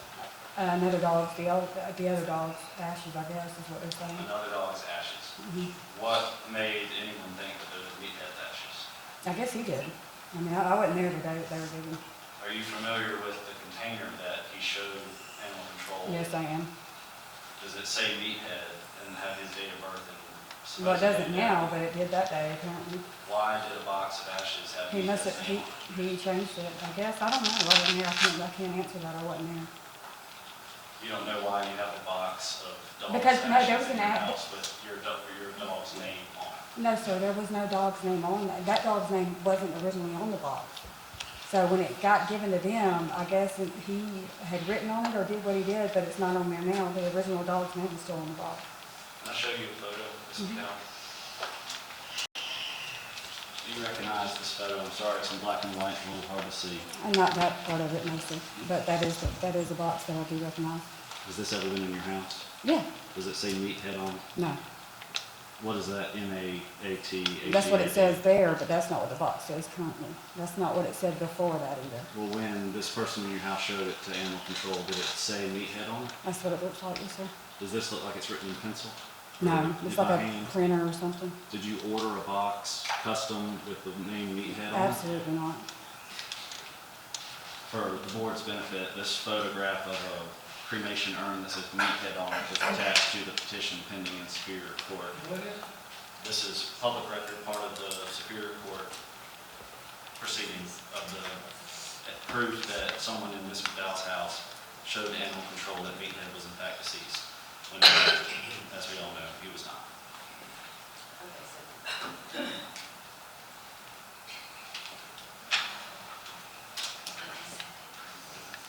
Custom urn that that says Meathead and has a date of birth. No, and date actually- of death. I'm sorry, actually, that was a piece of paper that was in there because I removed the paper when I saw that. So it's not This is permanent. not a mirror on the front of the box that has the word Meathead and the dates printed on the mirror. No, sir, I don't think so. I think it was like a piece of printer paper or something that had been printed on. It's not a piece of metal or mirror set into the wood No, frame no, of the box. no, absolutely not. Okay. No. The man you described as Rocky and identified as a neighborhood bum, does he hang out around your house? No, he does not. I've not seen him since that last day because I told him that, yeah, I lost it on him after Mandy got bit, and he attempted to come back another time and call my phone, and we've had words, and he's not been back since. Are there other neighborhood bums that hang out around your house? Truthfully, you want to know the truth? They don't hang out at my house. Yeah. They don't hang out at my house, but absolutely, I live in a really neighborhood, and anybody and everybody stops by. I mean, they'll try to sell you washing powder at 3 o'clock in the morning if you're by, you know what I mean? So yeah, there's people there all the time. So there are drifters coming and going from your house? Not from my house, but on the street, yes, sir.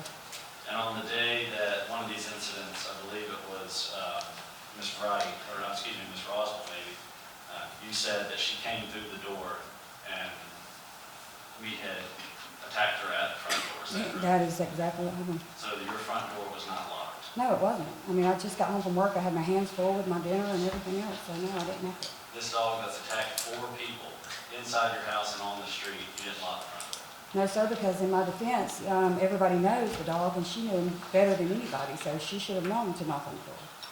Is your testimony here today that it was Fatty, the dog known as Fatty Patty, who inflicted the neck bite on Ms. Roswell, is that correct? Yeah, I mean, that's the only thing it could have been, because he was the only dog, she was the only dog that was on that side of Amber at the time. And Meathead never let go of her leg, so he was right there where I was at, and so that's the only person that could have done it, because she was behind me. And you testified that Meathead tends to latch on when he bites. I mean, he does, I mean, when he bites like, What does it like take to get him to release? my voice. Just you saying stop? When I can break through and I get down in his ear or my daughter's, yes, he immediately will let go. What about in the case of Amber Wright? What did you do to get Meathead to release his grip on Ms. Wright? Initially I stuck my hand down there and I got bit, and so did my daughter. So I looked at my daughter and I said, grab the spray. She grabs the spray, I sprayed him, he let go. You stuck your hand down where? In between Meathead and Amber. That's why one of the bites doesn't look In correct. his mouth? You stuck your hand down his mouth? Yeah, I was pulling him off and I put my hand down there to try to get some leverage to get him to let go, and I just stuck my hand got in the way. So my hand took the brunt of one of the bite downs where she tried to bite. Did you see these photos of the bite on Ms. Wright's leg? I have. Does your hand look anything like that? No, it did. I almost lost my finger. So it took your hand in his throat as well as Not bear in his mace, throat, no, sir.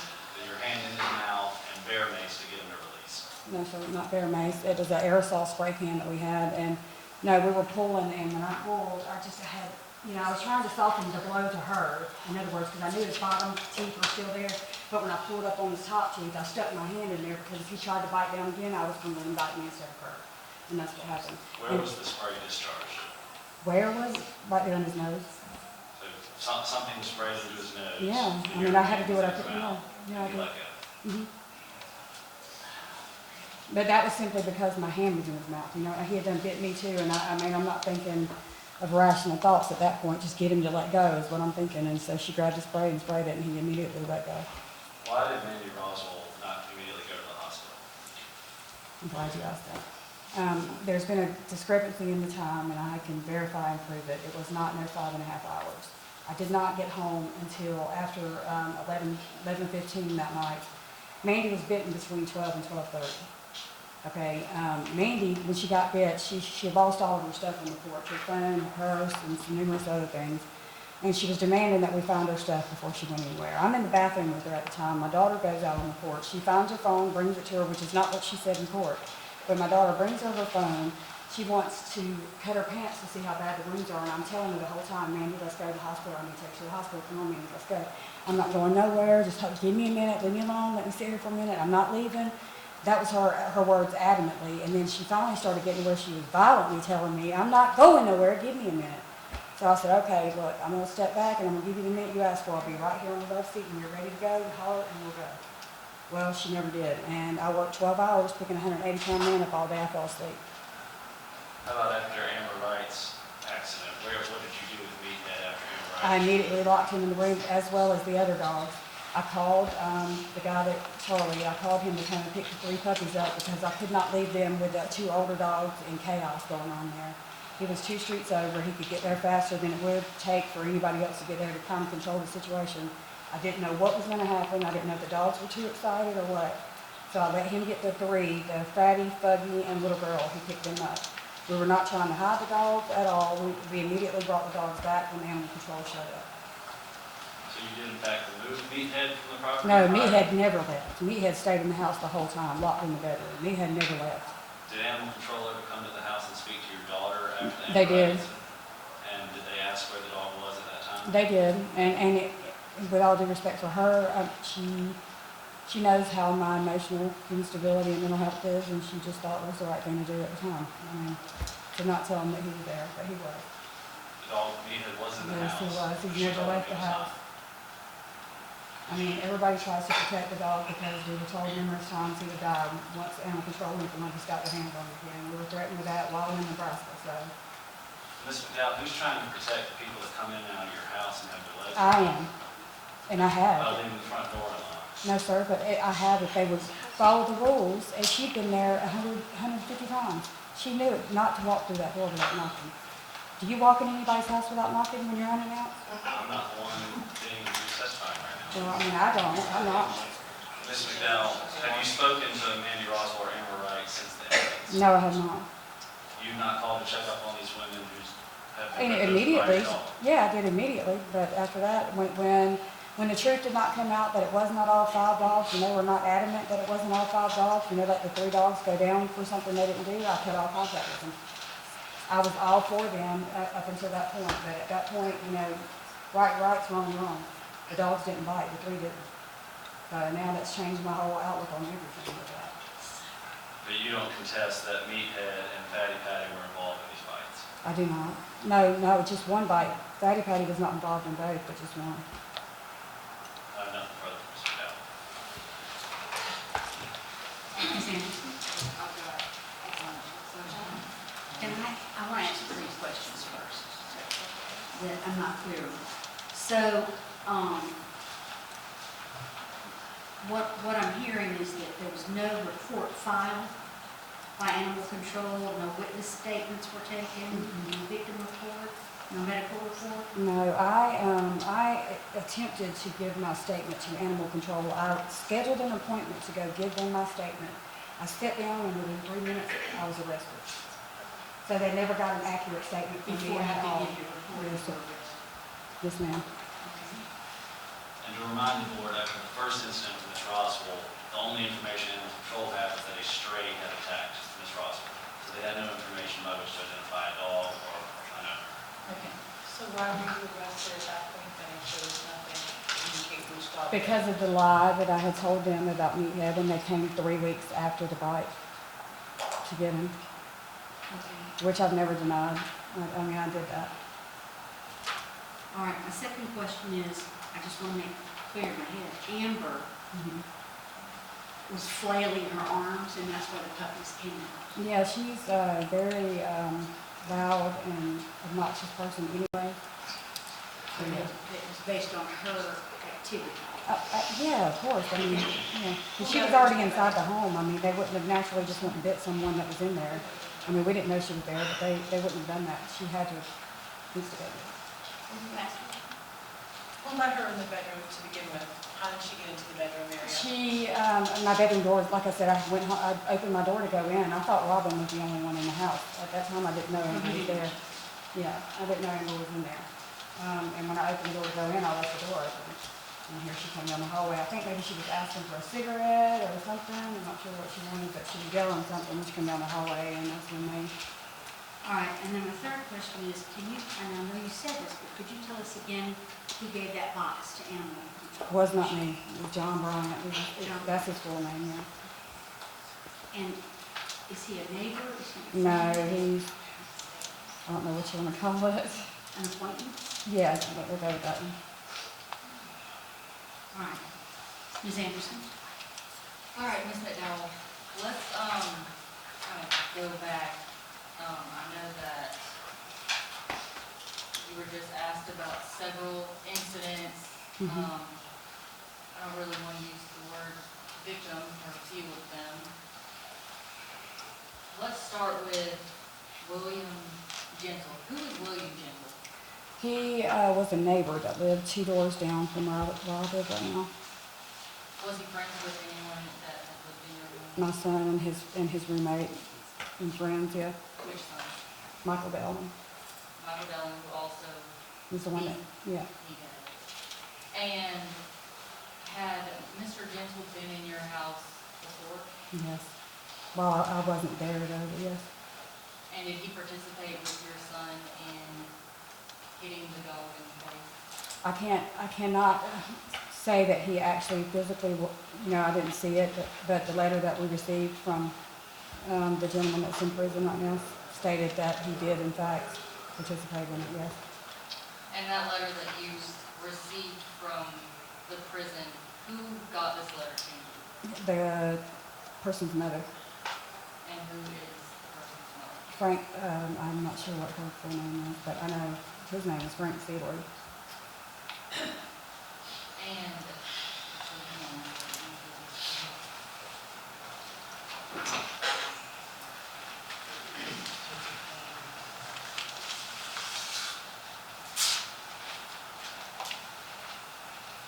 who was in prison that wrote that letter? He goes by the name of Trey Seeley, but his first name is Frank, actually. And how does Trey know? He was like one of my kids, I guess you'd say. He hung out with my son a lot, but he and I were also close for a long time. How long were him and your son friends? Approximately 2 or 3 years, maybe. Do you remember what time frame did he hang out at your house? Between 2019 and 2022, roughly. And when was Meathead's first fight against Mr. Gentle? Was that around the same time? It was, yes. And you said that Mr. Gentle had, I guess, not been too gentle and kicked a dog. He did. Meathead got him. Yeah, they got brazen and bold. They would do things to the dogs right in front of me at times, until the one incident where I seen him punch him and then I lost it. Who did you see punch the dog? Jonathan Provo.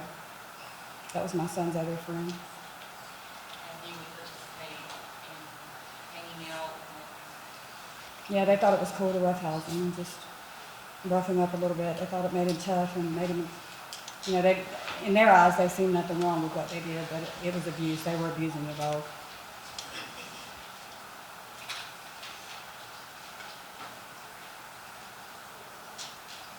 when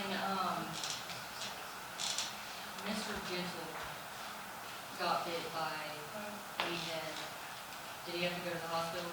He did. Did he have to get stitches? He did. How was the bite? Was it equivalent to? Absolutely not, no. It was a quick grab and release, and if you notice, he didn't press charges simply because he knew what he had done to the dog and that it was going to come out if he did. And his statement that he gave to Animal Control in 2019 was that he was walking to the store and the neighbor's dog ran off the porch and attacked him. That statement, has it also been similar to other statements made by victims Sounds like it, doesn't it? Yeah. that the dog ran off the porch? Mhm. However, you testified that the dog won't even run out of the front door. Well, now, that particular moment, he had not been really through all the traumatic experiences. Now you couldn't pay him to go out my front door. But at that particular time, he was still Meathead, the original puppy that I had. He still had his livelihood and didn't show no trauma, none of that, so. How old was Meathead when this incident occurred? He would have been, he's 7 now, and that was 2019, so. I can't do the math right now. Hold on. 2? Yeah, roughly 2. Okay. All right, so let's. You threw me with that one. Let's fast forward a little bit and talk about the other your son, Mhm. Mike Allen, can you explain to the board how large your son is? My son's about 6'4", maybe 6'4.5". His arms are as long as his legs. I fit directly up under his arms. So that tells me anything. So he's a pretty big dude. He is. Is he muscular? He's built. So Yeah. he's pretty strong too. Yes. And he was pretty heated about the scratch. Right. Because I mean, it is his first kid, and you know, I get And it. also at that time, was there anything else that could have gone to his emotions of this minor scratch? Any other people? Oh yeah, he had the child's mother was like, she ridiculed every single thing that took place when Mike had his daughter. So naturally, when the kid goes back with a scratch on her face, oh, it's gonna break loose. So he's having to save face for her. So I think that probably, added to the fact that he did what he did. Can you describe the item that he used to beat this dog? I meant to bring it, but it's a solid oak table leg. It's probably this big. I weighed it. It weighed 4.5 pounds. It had a metal rod that went through it. And what did he do to Meathead with this table legs? He rode back with everything he had, all the way back, like he was playing for a softball team or a baseball team. He swung it and hit him twice in the head with it. Once in the eye area and once in the top of the head. And how did Meathead react to that? The first hit kind of shocked him, he stunned him a little bit, he staggered. And the second time he tried to turn away from it. So he was trying to pretty much protect himself. He wasn't trying to fight back, he was trying to cover himself. So can you now describe to the board the injuries that Meathead sustained from this incident?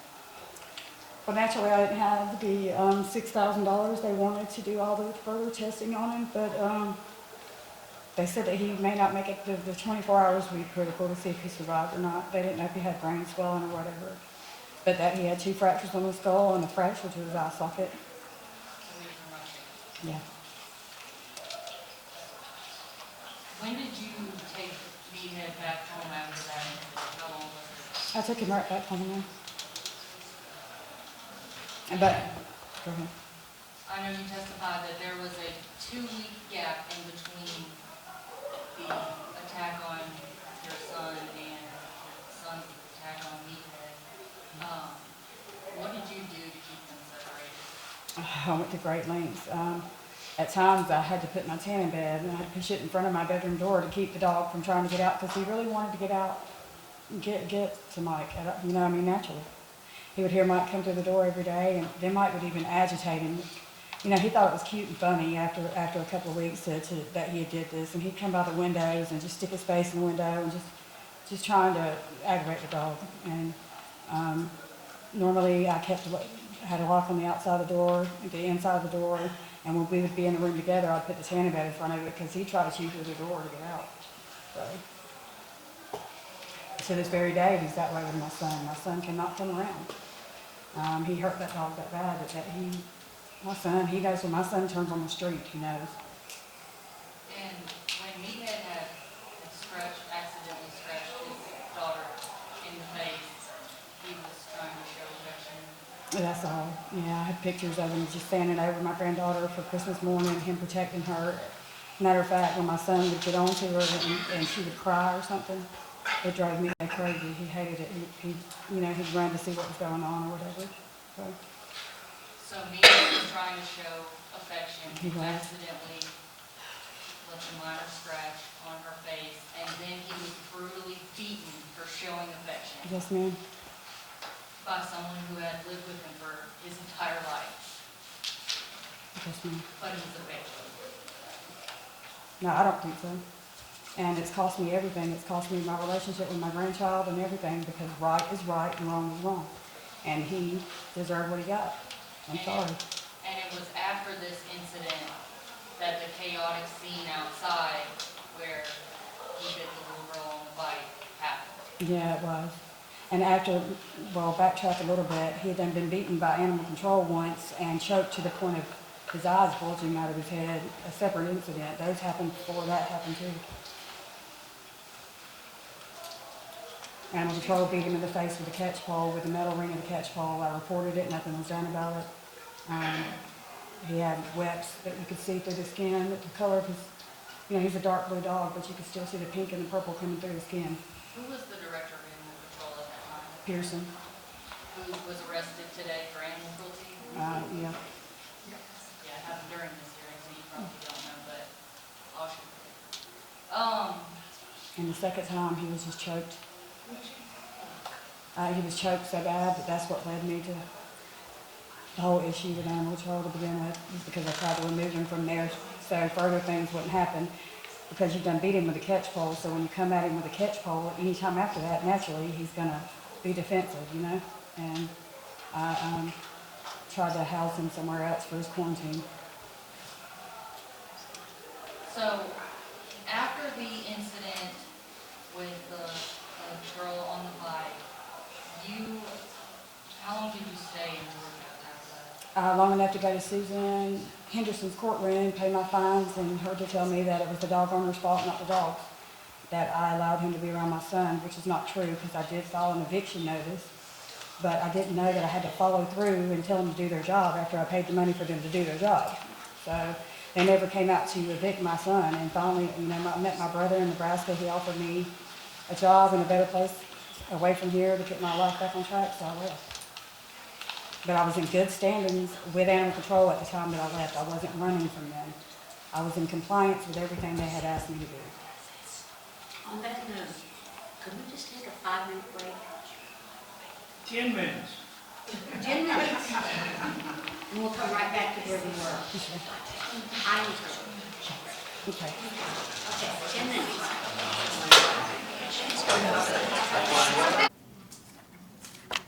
Yes.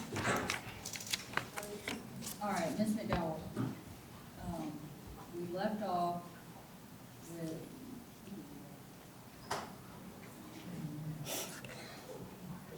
We left off with, Ms. McDowell was talking about how Meat had been choked with a catch pole. all right.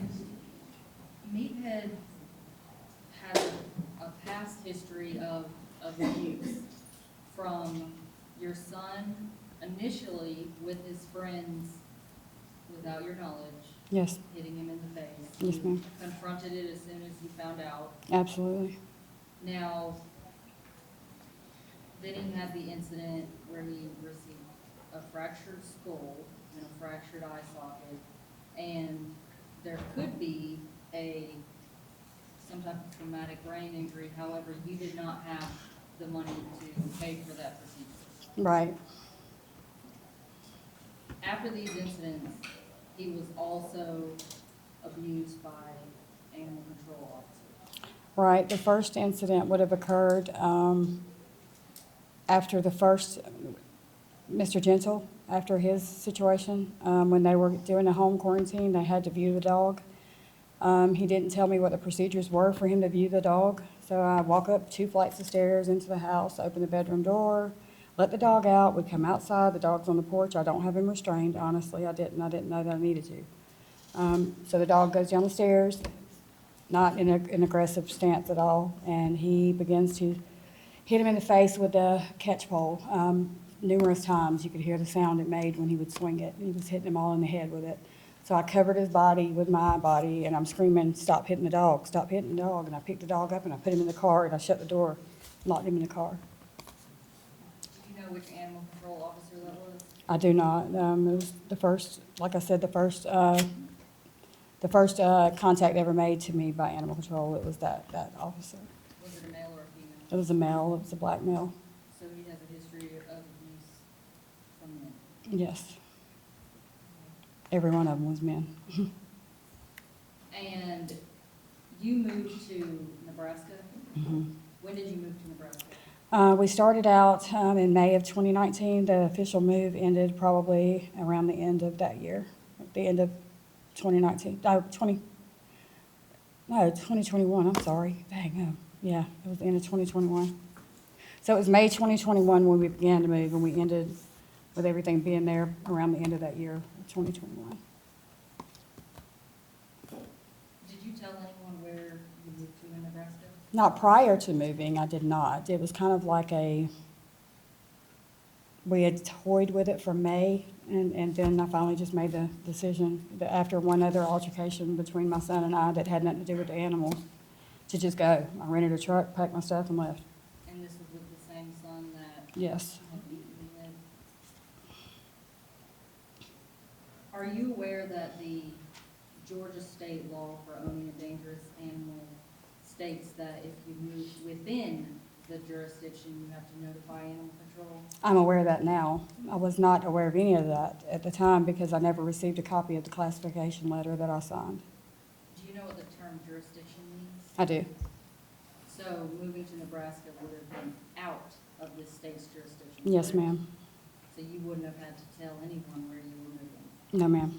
However, did anyone call and ask you where you were moving? Numerous times, and I talked to Katrina several times while I was in Nebraska.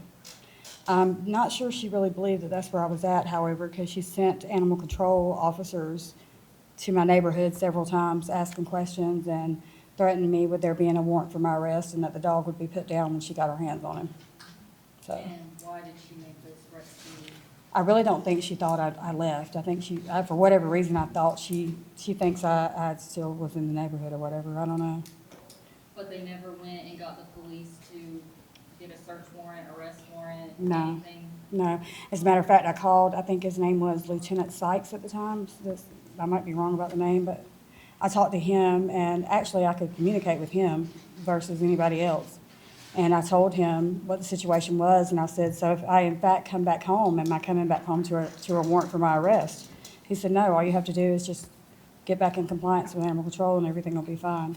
So And did you get back in compliance? I did not right away, no ma'am, because the financial strain I had to endure to move back home it wiped the bank out. I mean, it cost me over $5,000 just for a truck to get back here. So no, I didn't.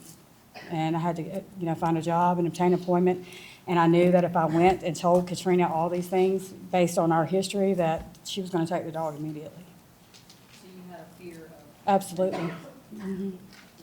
Did anyone else at animal control ever make any types of threats to you? Around that time, no. No, just her. She was the only one I'd spoke to. To the point to where she kept calling.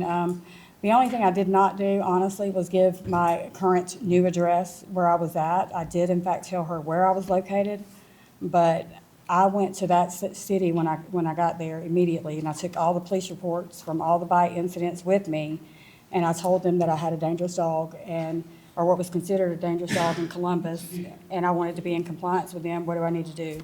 And they said, we have our own rules and regulations regarding that, and we determine if he's classified here. So, So he wasn't classified in Nebraska? no. Did he ever have any incidents in Nebraska? Not one.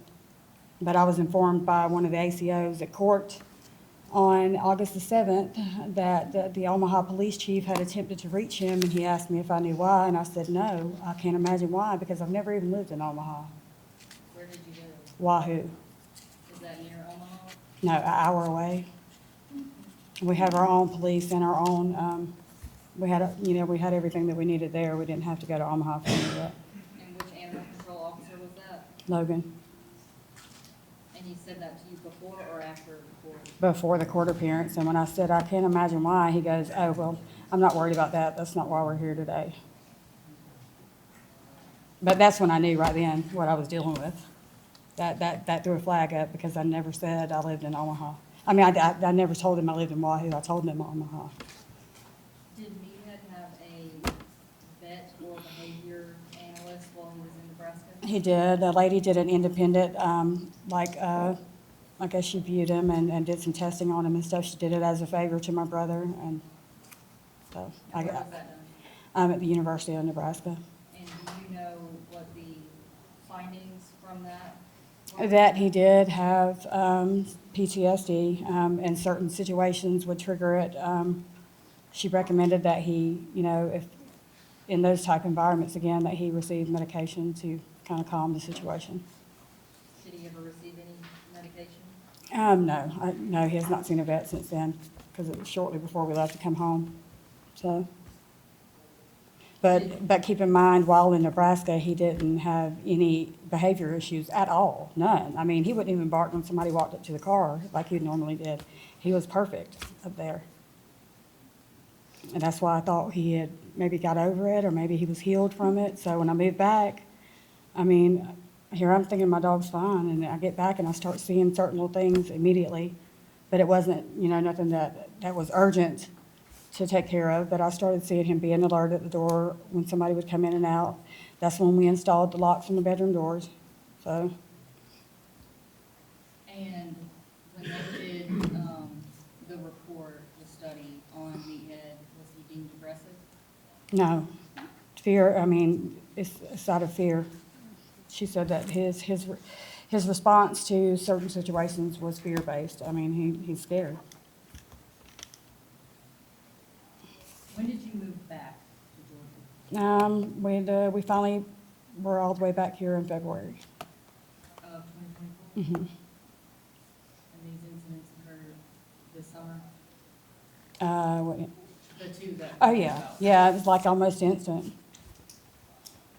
How long has Meathead and your other 4 dogs been at animal control?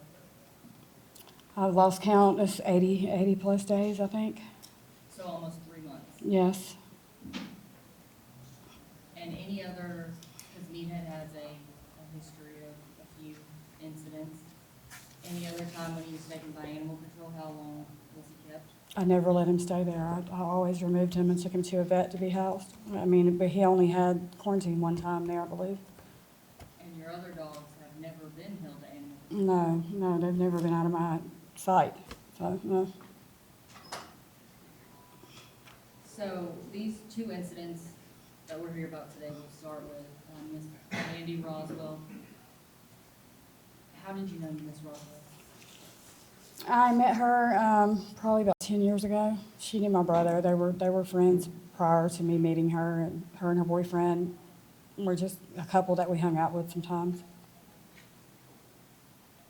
How often would you hang out with Miss Roswell? Keep in mind, back then, things weren't always up to par with me as well. I mean, I'm transparent about that. So she was over quite a bit. But that ended when I left for Nebraska, well, actually 2 years before I left from Nebraska, I'd cut off traffic and all people from coming to my house, and I hadn't really seen her that much since then. But we were friends at one time. And did she live in Columbus? She did, but she had moved to Birmingham, I think. She was in a facility named Love Lady or something, wherever that's located at, that's where she was. What kind of facility is that? It's rehabilitation for women, Rehabilitation for? drugs. And when did Miss Roswell come back to Columbus? To my knowledge, that was the first night when she showed up on June the 5th, and I came home, and she's in my shower.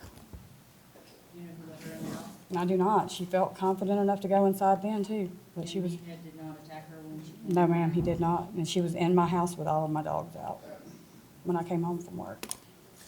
And this was the night before? Mhm. So she came in your house, and Meathead and the other dogs did nothing to her? No. So, I mean, as a matter of fact, she took pictures with the dog in her lap, loving on her and stuff, so no. and this incident happened the next day? It did. And you said that she stayed in the bathroom and didn't want to go to the hospital? She did not, and I mean, I can't stress that enough, she did not. I tried, and I mean, at this point in time, I can barely stand up. I mean, this is the first job I've had and since I come home, and I was exhausted. And I'm telling her, please, Mandy, I need to get you to the hospital. Let me call, let me take you something. She said, I'm not going nowhere. I need to see how bad it is. She's praying, she's doing this, she's doing that. And she was drunk. So when she started yelling that I needed to give her space, I said, okay, fine. So I walk out of the bathroom and I tell her, call me when you're ready. I'm ready to take you whenever you're ready to go. Whenever you look at it, whatever you got to do, let me know and we'll leave. I go in there and I sit on the love seat and I passed out. That's what happened. So before the incident, the bite, she had been drinking on the porch? She had. Was this Rocky? Mm-hmm. Do you know how long she had been out there drinking with Rocky? Me and my daughter were gone probably, I would guesstimate around an hour or so when we went to look for my son, so they were there that entire time. I don't know how long they'd been there before I made it home that night, but I know that they were there at least an hour while I was gone. Do you know how much they drank? No, I wouldn't think it would have been a whole lot, because I don't think Rocky drinks too much, but she does. So all I seen was some little shot bottles and some beer that they had. And she had just gotten out of rehab in Birmingham? She had, and she had landed a job there, but had some discrepancies with a partner she took on at the time, another female, and she took off in their car. And she was here in town in their car. They were looking for a car or whatever. Do you know if there was any potential drug use on the porch as well, or just alcohol? No, but I can tell you this, the night before, when she was at my house, she was a totally different person than she was that night. So any indication, if you want my honest opinion, yes, but I didn't see it, so I can't swear to it. But she was totally different in her demeanor and everything than she was the night before. So, but I know that she had been sober for the past 3 or 4 years, so, And you haven't spoken to her since this incident? mm-mm. You saw her at the environmental court hearing in August? Yes. Do you know who took her home from court? My roommate, and ex-roommate, and my daughter. So she felt comfortable enough to ask them to give her a ride home Yeah, after she just testified against you in court? yeah. Because she, I mean, in her defense, she got up there and spoke compassionately about how she felt about me and my dogs, but throwed in the little twist with the little things that was gonna do the job that she needed done. So she wasn't 100% truthful that night, so. I mean, she lied about a lot of things that day. Now, she had also lied to the animal control officers originally She did. about the dog, saying it was a stray dog or stray dogs. She did. Do you know when she finally told the truth? Was it Ashford?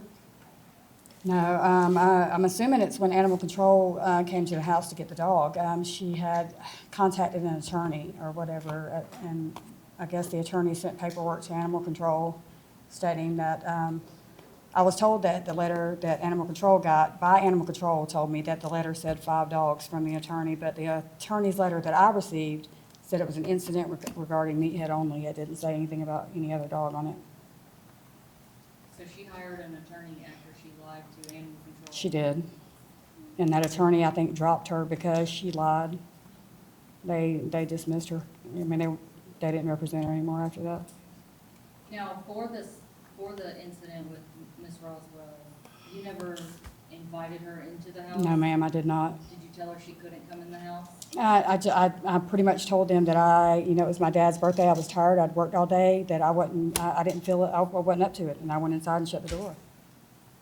And They were talking about leaving prior to me even going in the door, so I assumed they were leaving, you know? why was this day so emotional for you? It was my dad's birthday, and he had passed away, and so, I was, yeah. Did you have anything else going on this day that made it a little more emotional?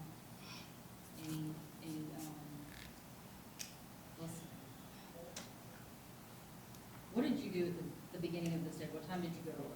9 that morning, What time did you get off? roughly about 9 that night, So you worked from 9 a.m. to 9 p.m. yes. Is it safe to say you were exhausted? Oh, absolutely, yes. I mean, this is the first couple of weeks of that job too, and it's something I ain't done in years, and I had to lift this heavy 150-pound man up, 180-pound man up daily. So you Yeah. were caring for this man? I was. all day.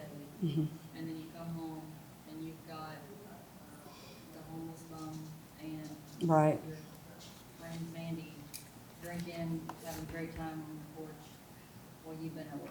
Right, I assumed that she was leaving the night before. We never discussed her coming back to my house the next day, because I was really a little bit disturbed with the fact that she came in my house while I wasn't there anyway.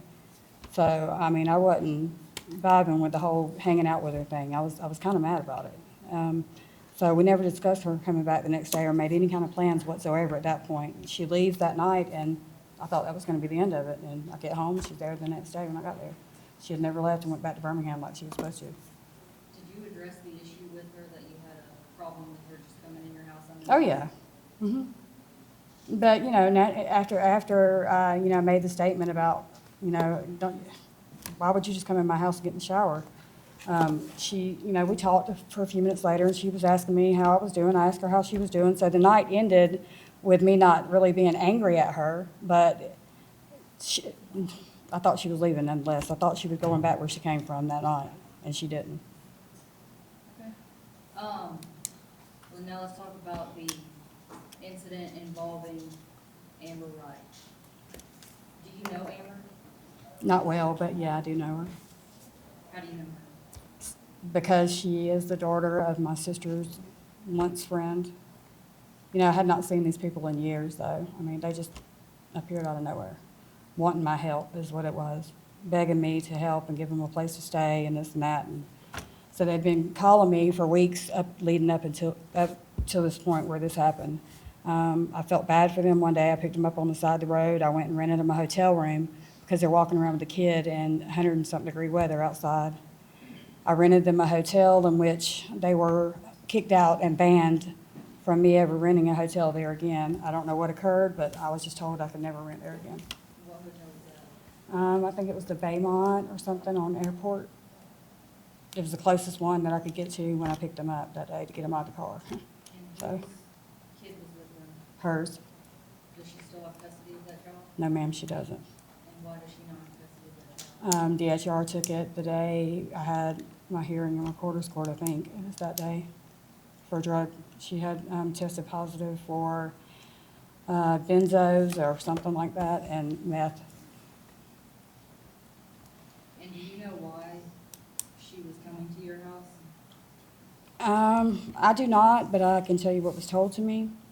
I've been under doctor's care for the last 10 years, and I receive medication for anxiety, which I typically do not take unless it's extremely bad because it's so strong it knocks me out. When I spoke to Amber's son's grandmother, she stated that that's why they were there. That Robin was there. Robin had let her daughter in to get the pills, that she was going to take the pills that I had. I can't swear to that, but that's just what I was told. I have it on audio recording of the grandmother telling me that. What kind of pills do you take? Klonopin. I've been on them for 10 years, so. And she knew it, and I probably have 3 or 4 bottles at any time at home because I don't take them. And did Miss Wright's mother text you and ask if she could come over or anything like that? She did that day that I allowed, no, did Amber come over? Yeah, did she? Oh, yeah, she had mentioned, prior to me leaving, that her daughter was coming by and she wanted to know if she could let her in or if I would open the door. And I said, no, she can't come here. No. That was the first day, that was the first time that particular day that I told her she couldn't come. So she knew full well she couldn't be there before I ever even left my house that night because we'd already established that through the messages that I gave you a copy of. And that was via text? Mm-hmm. How many times would you say that you told her that she couldn't come in the house? Oh, I've told the both of them this probably 15 times, I read her at least, because they were not happy where they were living at, and they always sought refuge somewhere else, you know, and they wanted to come. They would even offer to stay in a room by themselves away from the dog with the kid and keep the kid in the room. And I said, no, I'm not doing that. It's not safe. Can't bring that child here. I don't even let my own grandchildren here unless the dogs stay locked up. And I can't keep my dogs locked up for you to be here. So no, that's not possible. I'm not doing that. They asked me numerous times. That's why I went out of pocket and rented them a hotel room, hoping that the situation that they lived in would die down and they'd go home, you know? But it didn't, so. Do you know if Ms. Wright had to have surgery? She did not. She had stitches on the back of her neck, stitches in her leg, but there was no surgery involved in any of that. That's not true. And who told you that? The best friend that was at the hospital, the mother that was there at the hospital. The mother, I have probably a good 8-minute conversation that I taped and recorded of me and her talking about the situation. Are you familiar Never met him, never laid eyes on him.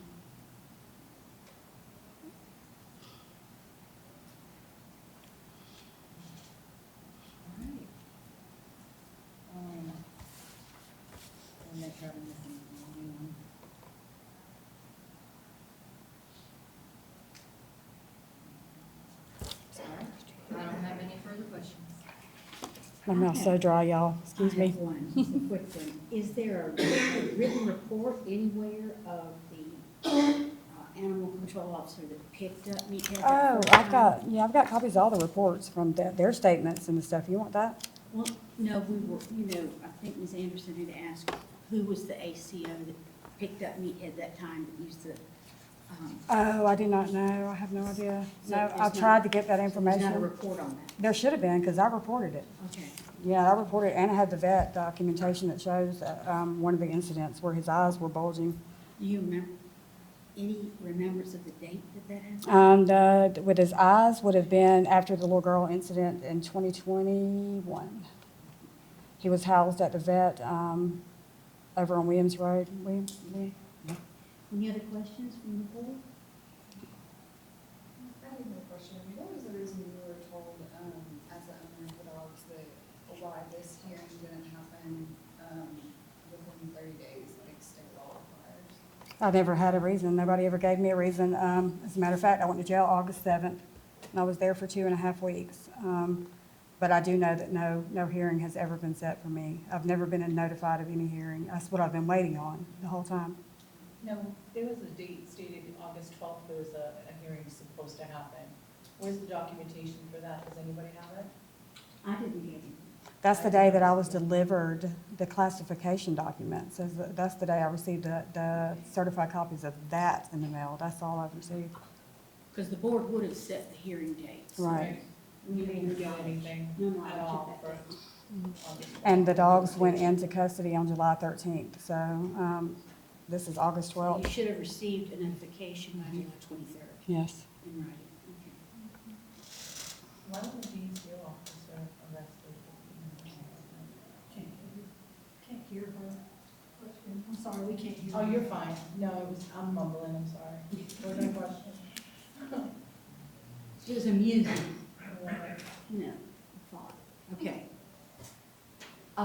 Mr. Slide, do you have any further questions? Nothing further. Okay.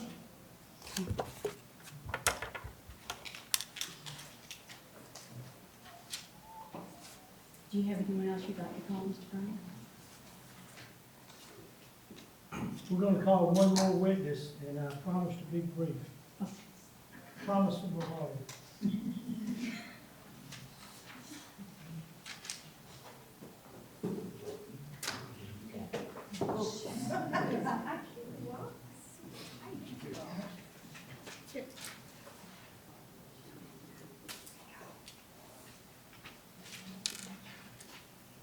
Okay, would you tell us your name, please, and kind of lean toward that mic and speak up so that the people down at the end down here can hear what you're saying.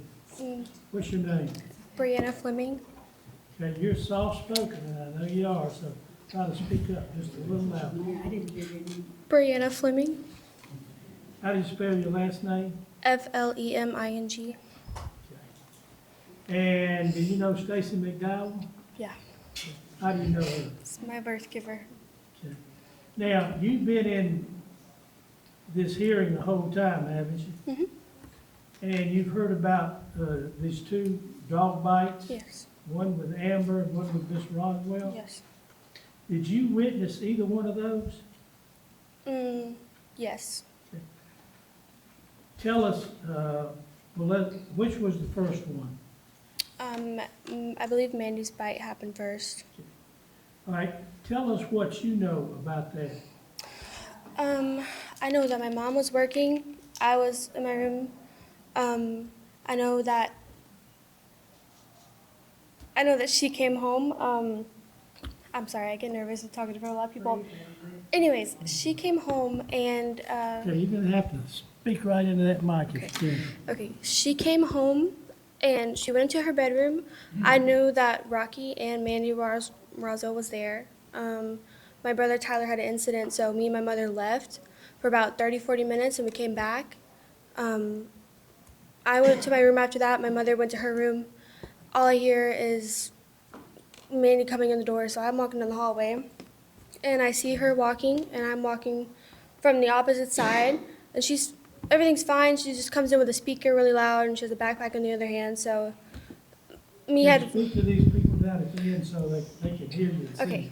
Okay, so Meathead walks or like kind of trembles down the hallway to Mandy.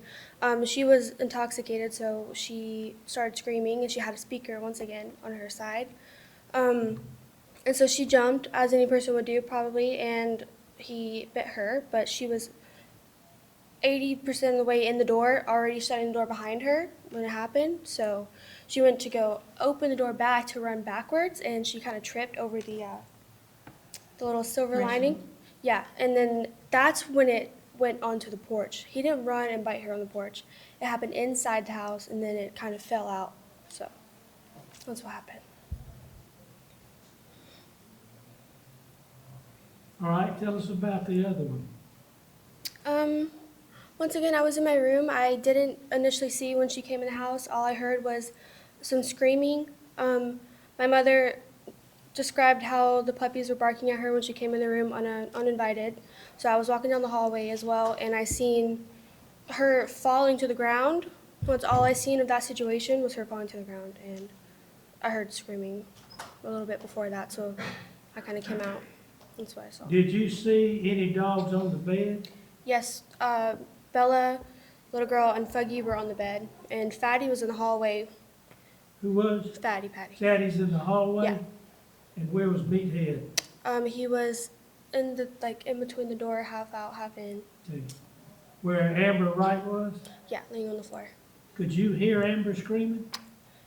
Honestly, she wasn't really screaming. She was just like in shock a little bit. Like she was screaming, but not really. You know. She was intoxicated? No, she wasn't drunk, but she wasn't screaming or yelling initially. Like she screamed when she saw Meathead, and then it happened on the floor, and so it was like rumbling for a second, and then she started screaming after a few seconds. Did she appear to be scared by the dog? Yeah. That's why she started screaming? Yes. Do you know whether or not Amber was allowed in the house? She was not, and I was told by my mother beforehand, don't let no one in the house. So. Did she cause trouble there before? No. I mean, besides like some conversations with her mother that got a little loud, but that's it. But that was never The inside. trouble was her fight with her mother. Yeah. Now, did you have anything to do with either one of these incidents? What do you mean by that? Like, I mean, were you responsible for any of this happening? no. Is animal control trying to put you in jail because of this? I believe so. Did they arrest you? No. Have you been arrested? No. Okay. You don't have any court dates coming up? I do have a court date sometime this week, I believe, over the citations that I got. Well, how you got a court date if you didn't get arrested?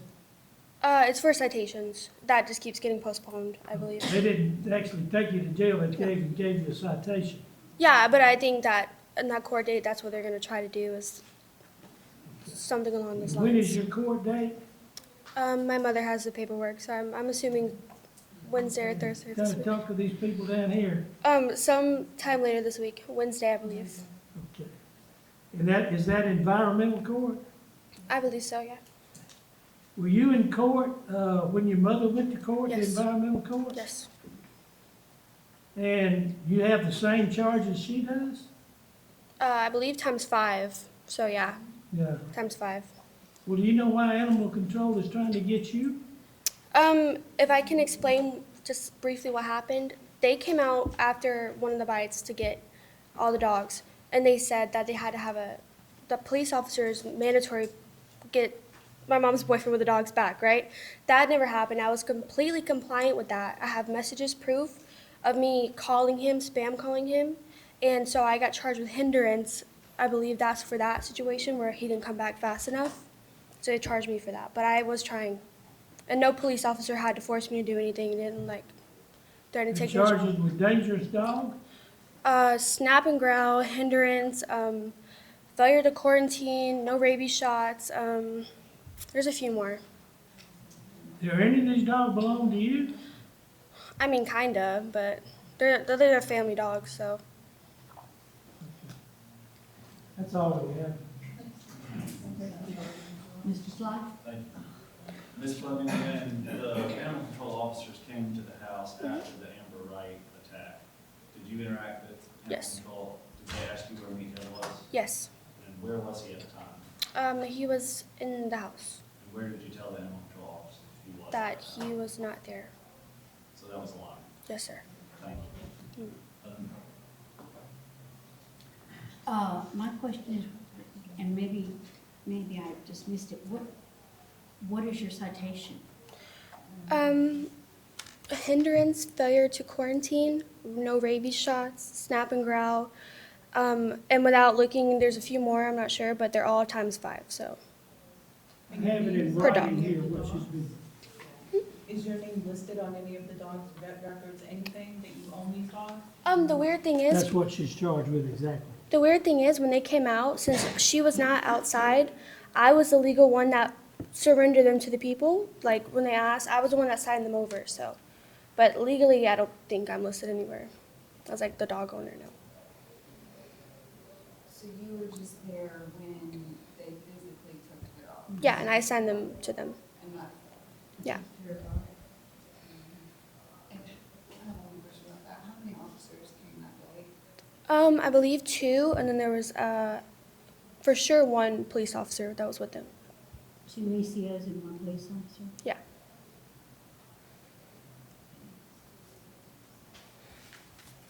Any other questions? Ms. Anderson? All right, I just have a few. Bree, have you ever had to give a statement to the police or animal control before? Prior to that, no. So this was your first time ever having to give any type of statement to the police? Yeah. Have you ever been in trouble with the law before? No. Have you ever had to have a tribunal hearing or anything like that? No. So is it safe to say that you were probably a little nervous? Yeah, as I am right now. Yeah, I was really nervous, yeah. And were you by yourself? Yeah. Well, my stepdad was there for a few seconds of the situation, then he had to leave, so yeah, pretty much I was by myself. So when the police and animal control showed up, you talked to them by yourself? Mm-hmm. And it was your first time ever dealing with law enforcement? Yeah. Have you ever lied to the police before? No. Have you ever gotten in any type of trouble for No. lying No. in the past? No further questions? How old are you, neighbor? Huh? How old are you? Not neighbor. 20. Yeah. All right. Any other questions? Yeah. Unless you have one more question. Are these the exact same charges that your mom got? Yes. Are y'all charged with the I'm same pretty sure we have the same charges. Yeah. So there's 2 separate citations, one for each? Yeah, and I believe, like, I don't know if she's charged *5, but on my ticket, literally there's an X and then 5 on each single one of the things, so. Did you receive the same? I received that and then some.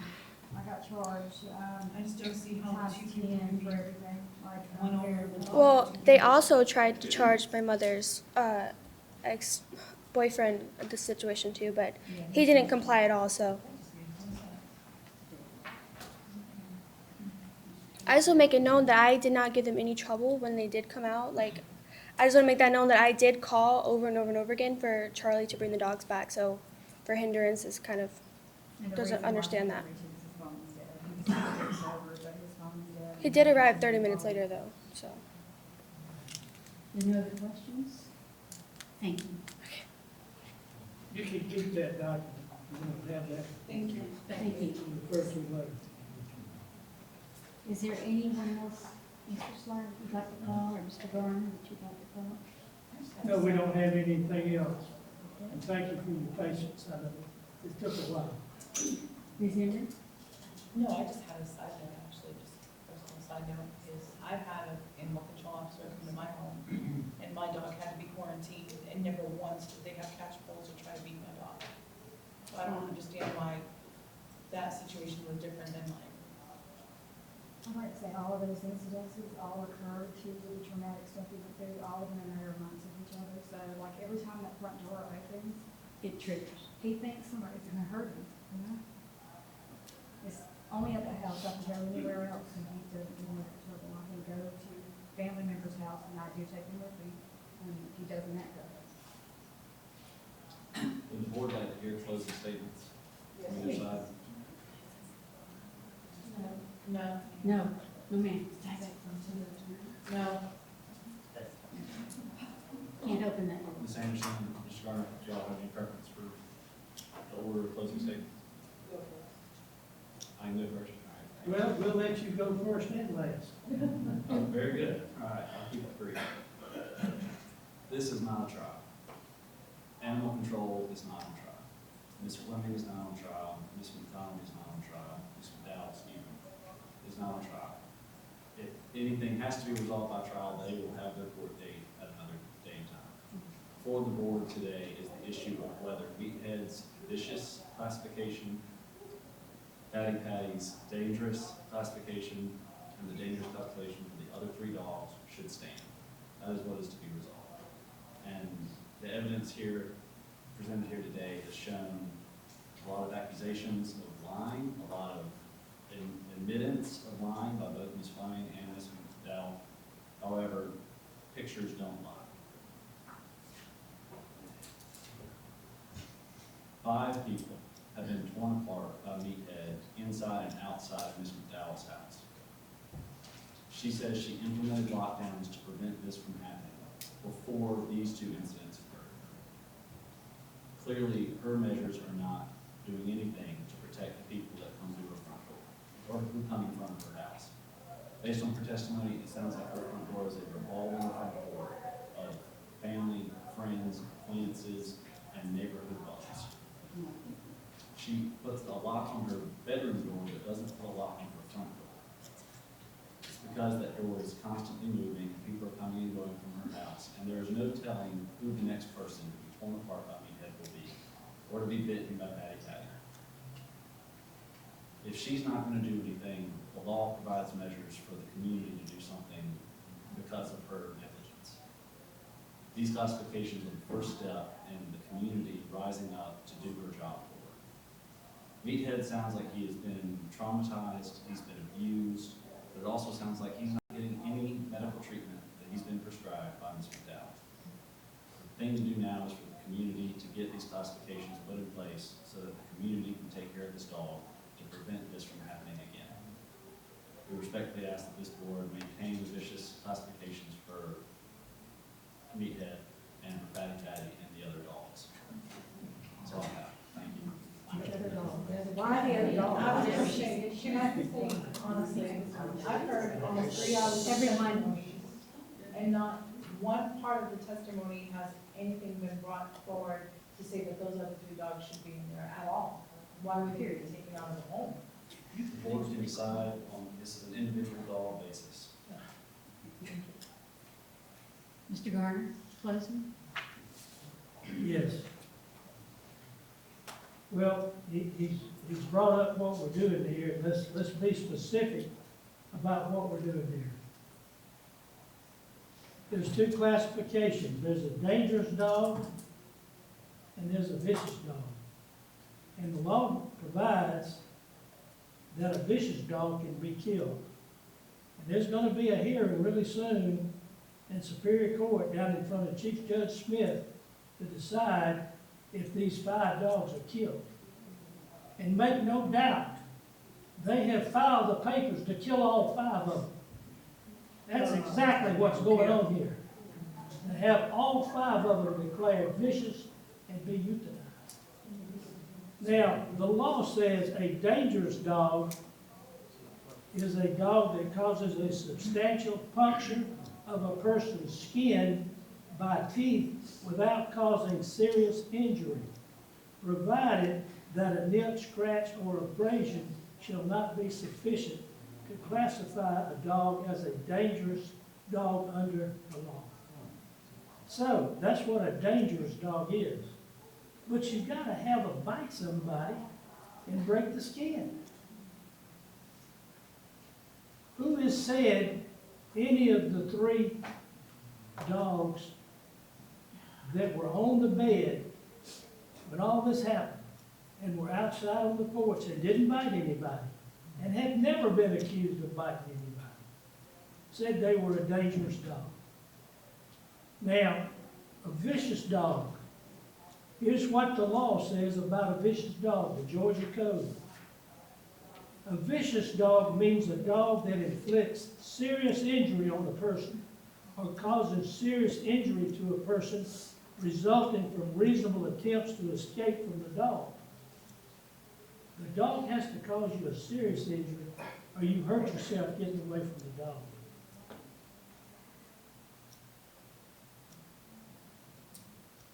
No dog shall be classified as a dangerous dog or vicious dog for actions that occur while a dog is being used by a law enforcement or military officer to carry out the law enforcement of military officers' official duties. No dog shall be classified as a dangerous dog or a vicious dog if the person injured by such dog was a person who at the time was committing a trespass. That is a trespasser. That's somebody that's been told, don't come on my house. That is because dogs are frequently used for watchdogs to protect your house. And dogs have a natural tendency to protect the area where they stay. So the law says we're not going to declare a dog a vicious or a dangerous dog if they bite somebody who's trespassing on the owner's property. Now, that's clearly Amber Wright.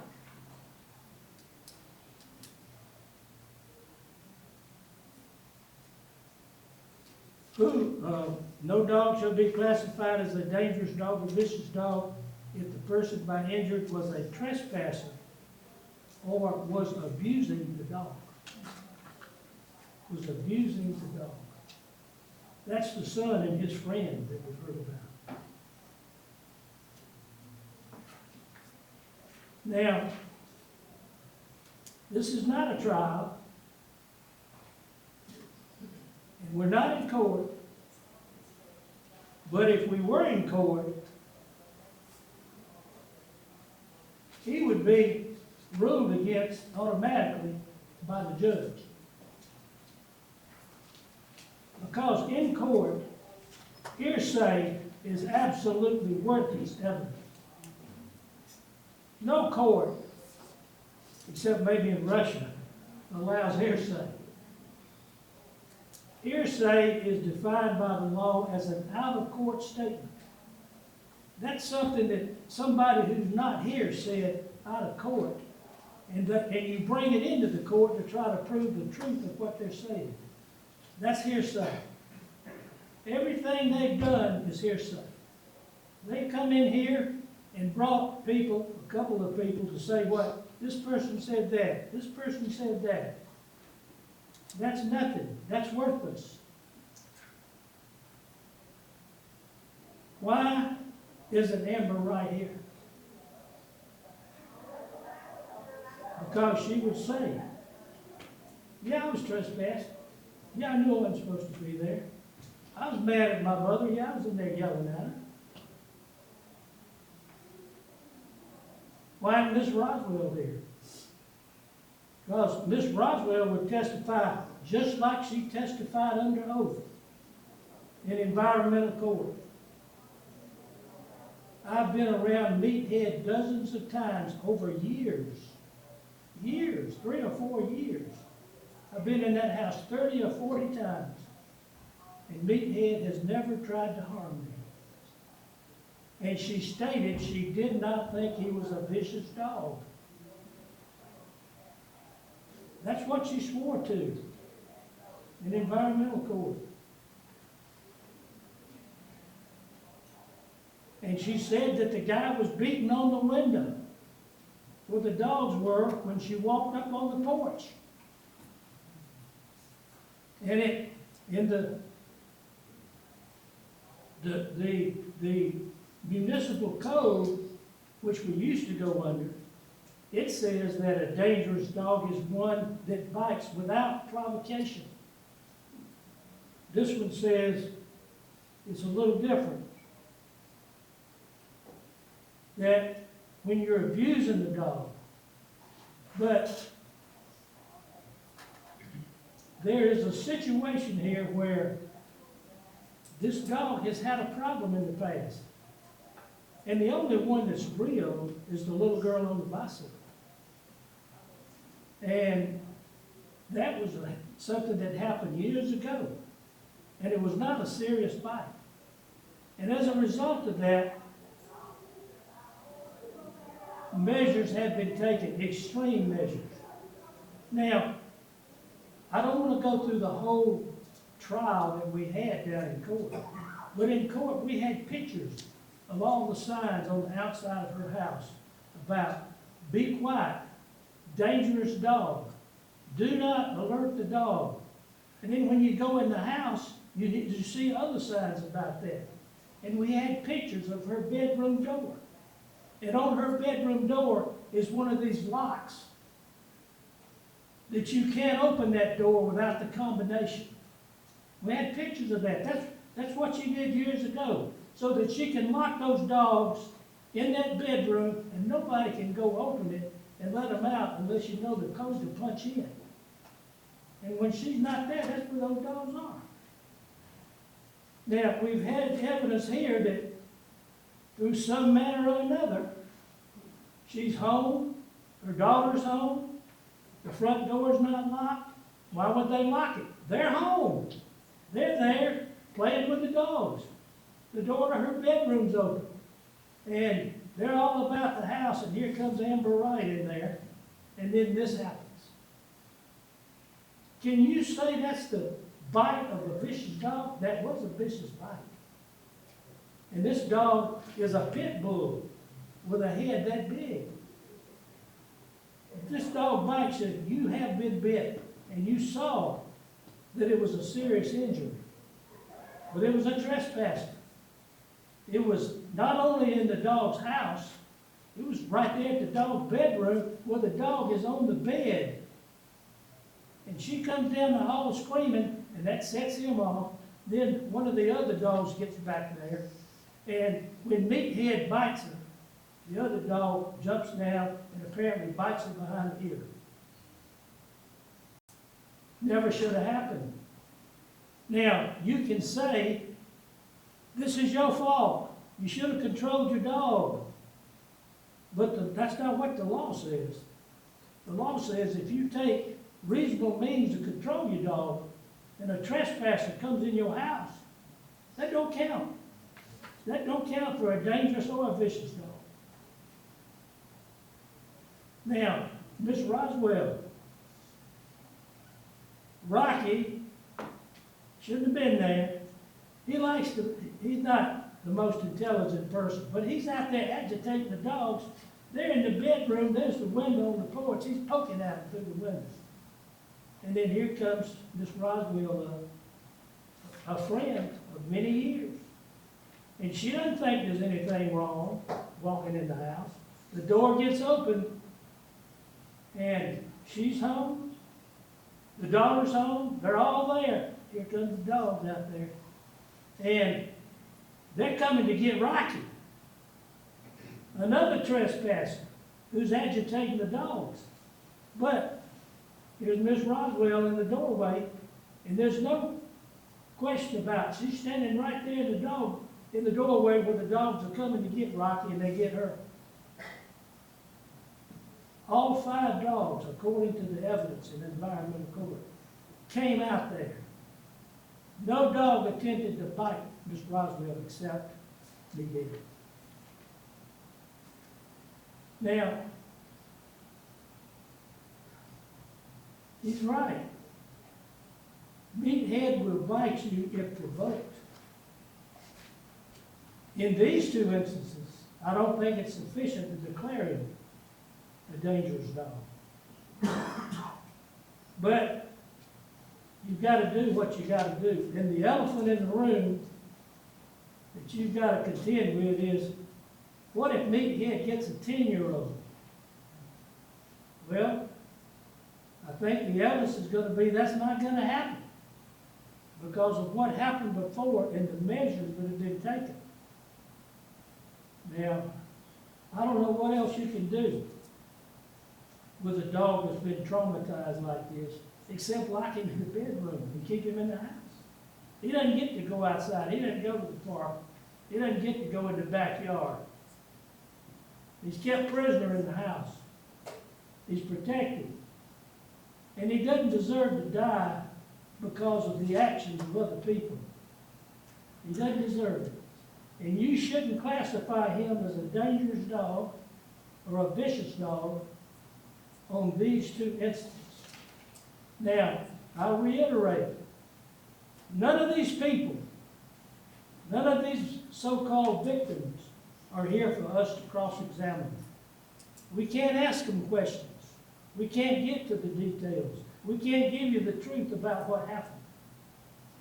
But I think you've seen enough to understand that Meathead is a dangerous dog and should be classified, but not a vicious dog. Now, the other dogs, I don't know what they're doing down at animal control for 3 months. Nobody's ever said 3 of the dogs did anything in their whole life. Not one shred of evidence. Now, we didn't go into why the animal control is so determined to get this lady, but let me tell you what's happened. First of all, animal control went after her and those dogs to try to get this board to declare them, but they screwed up. They didn't give out the right notices. The board didn't have enough members. I went down for a month back and forth at animal control to find, when are we going to have a hearing? They're just keeping the dogs down there. When are we going to have a hearing in front of the board? When are we going to get something done? This is 3 months ago. Then, there's a provision in the law that if you can get a conviction in court of 2 bites, that'll do it. You don't have to have any classifications. You can go to court. So that's what they did next. They went to environmental court. They got a case against her, and then they got a case against the dog. Going down there and get those convictions. They weren't thinking about anything like this, or like going to Superior Court. See, Superior Court's another thing you can do. You can go to the board, you can go to environmental court. If that don't work, you go to Superior Court. Now, nothing's worked. Nothing's worked. So now they're in Superior Court. This is their 3rd shot at these people. And Judge Smith ruled in court, I can't do anything, I can't have a hearing until y'all go before the board and at least get them classified. So that's what we're doing here tonight. Judge Smith, the chief judge of the Superior Court, is waiting to see what y'all do about classifying these dogs, and then he's going to have a hearing if any of the dogs are classified as vicious, to see if they're euthanized. So, we're asking you to declare 4 of the dogs just innocent, and let her come get them tomorrow, please. Please. And declare Meathead a dangerous dog, so that action has to be taken. Things have to be done to protect the public from that dog, because he is dangerous. He's dangerous if somebody comes around and yells and makes noise and gets him all excited. He gets excited. He's mentally disturbed. So extreme measures have to be taken because he is a dangerous dog. She's taken those measures for years. And then these 2 incidences have come up. And it's like the perfect storm. And you can see from the facts, one happened, it's not her fault, it's not Meathead's fault. Then the other one happened. So, look at what you've heard from the people that have been here and decided on that basis. And this is a trial for the dogs. And we got 3 completely innocent dogs, one that's slightly suspect, and another one that's dangerous. But because of what they've done with the dog, should not be declared vicious. Thank you, Mr. Brown. Can I speak, please? It's important, please. That's what I want to do. Having never done this before, I think at this point is when we begin deliberations. Pardon me? Where is she?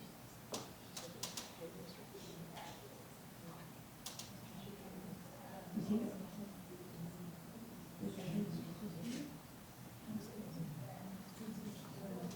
The behaviorist is here?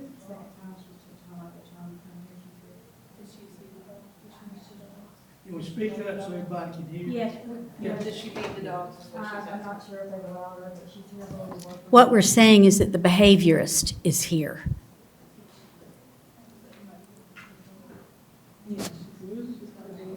She's not She's left? But my question was, did she ever meet the dogs? I'm not sure, I don't know if they're allowed or not. So She's been then going that's to work. not, yeah, it's not relevant to anything then if she never even saw a dog. Okay. before, so, No.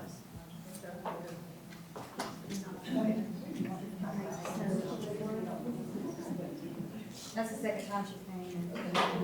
Usually.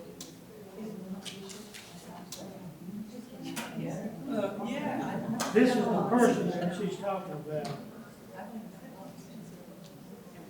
And, that's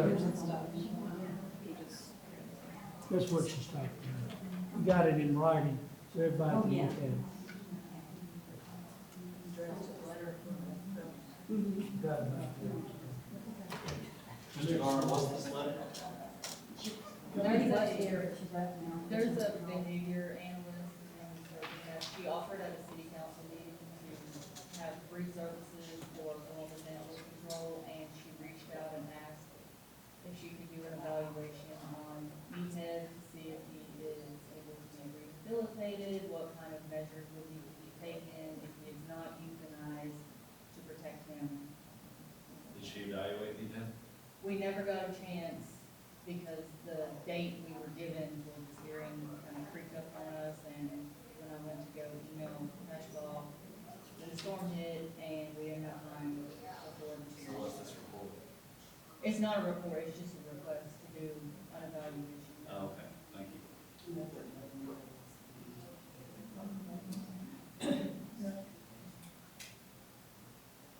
Okay, so I believe that this is the moment where we can begin deliberation. I can tell you personally, right off the bat, there are definitely 3 and probably 4 totally innocent dogs. My feeling. I don't understand at all why 3 dogs who have done nothing were classified as dangerous. I agree. That escapes me. And been there inhumanely for. Right, because if they weren't dangerous now, be the month up for 3 Right. months. We all know from documentation, and because we're all animal lovers, No, it's just open. that a shelter environment is very traumatic on an animal. And an animal that can go in a shelter as a sweet, loving dog can get very anxious and do a lot of barking and appear to be in a frame of mind that they want to hurt someone, when that is not. That's my understanding. I've read what the American Society of Veterinarians and Animal Shelters and all say, that probably the very worst environment a dog can be in is in a shelter. Okay? So my feeling is those 3 dogs, for sure, and probably the 4th, not only should not have been classified, they should not have been taken, and any boarding fees that are assessed to the owner should be revoked. Yes. That's my feeling. I agree.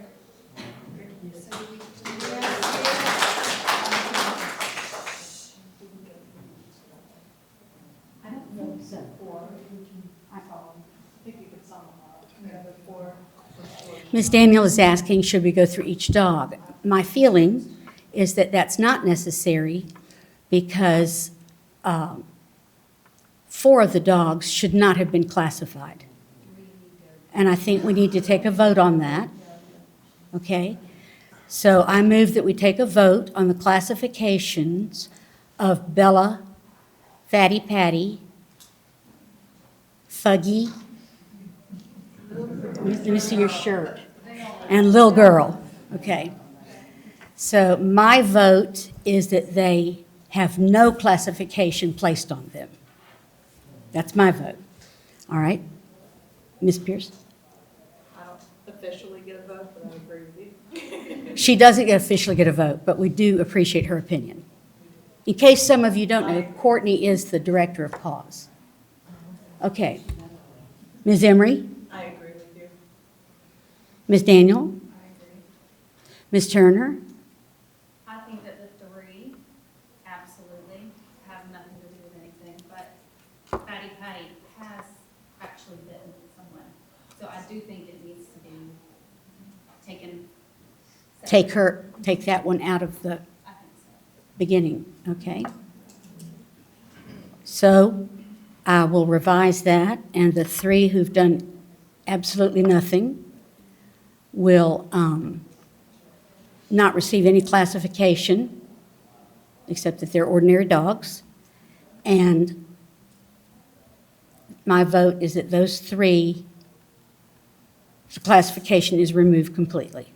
Ms. Emery? With my four. Ms. Daniel? Dr. Walker. Ms. Turner? Yes. Ms. Short? I think we need to vote each one individually for the record. Okay. I will begin the vote then for Bella. I vote that she not be classified in any way. Ms. Emery? I agree.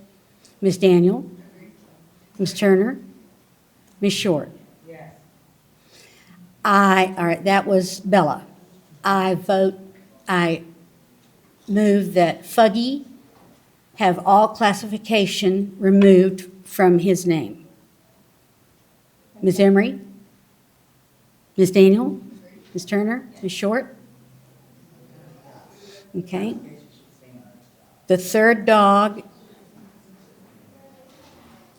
Lil Mama. I think there's some confusion, because we're all voting that everything does not stand, correct? That the classification is That's the removed. classification's removed? Removed, She's documenting it right. Oh, okay. yeah. I'm sorry? Yeah, I'll get to that. Okay, so that takes care of Bella and Fuggy. Now, Lil Mama. Little girl. I need a T-shirt. My vote is that any classification be removed completely from her name. Agree. Ms. Emery, Ms. Daniel, Ms. Turner, Ms. Short? Yes, classification should stand. Okay. Since these three dogs have no history at all whatsoever of violence, I feel that there should be no boarding feeds involved in their release. I would have to submit that to my superiors for approval, but I can definitely submit it. Okay. As the chair, I will submit that, Ms. Short. That's fine. All right, now let's discuss Fatty Patty. Fatty Patty was the dog involved in an additional bite to Ms. Roswell. Ms. Wright. Ms. Wright? Ms. Wright. Okay.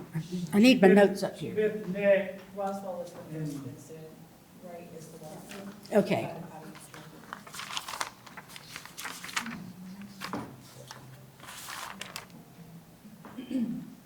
Yeah, okay, Ms. Wright. And Ms. Wright is the one that was bit on the thigh and the neck, correct? Yeah. So it's my understanding from the testimony that Fatty Patty possibly, but nobody could verify or. But I think Verification. that should be decided in a court, and you're saying the court can't even review it if it's not, isn't that what we said? Well, apparently there are no reports or documents, or, I'm assuming if we had that, they'd be presented. Yeah, there's no witnesses, there's no They said they admitted to. Either. At no point was, Like it should be looked at further, I guess, in my opinion. I mean, I'm not saying she did it, but it's, like y'all said, this is not a court hearing. Right. This is just for us to decide if the dog should be considered dangerous, right? and my only comment to that would be nobody saw which dog it was. That's all conjecture. Am I correct? Yeah. Nobody could identify the dog. So, But the owner actually said it was. it was It's probably only one her. bite, though, one bite for that dog, not two.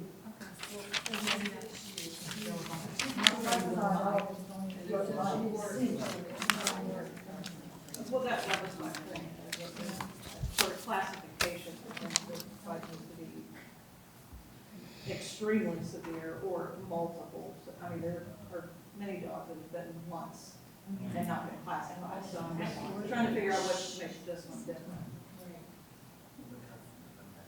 Are you asking? I mean, I guess, sure, if you want to answer it, it's just a. I'm looking at the severity of the bite. Okay. That's not just disrespect, there's a whole lot of factors that should to include multiple cases. On a personal level, I think if there was a witness here, if there was somebody that physically saw the dog doing this, if there was some testimony on it, then I would agree. It does concern me that neither one of the victims have taken it upon themselves to give the time that we've all given to this. I say remove it, that's my vote. For fatty fat. Ms. Daniel? Ms. Turner? Can we go back, starting with you, just while we're talking about it? Back further? Your vote first, and we go down the line. Oh, yes. Like we did for the rest. I vote that we remove it. I agree.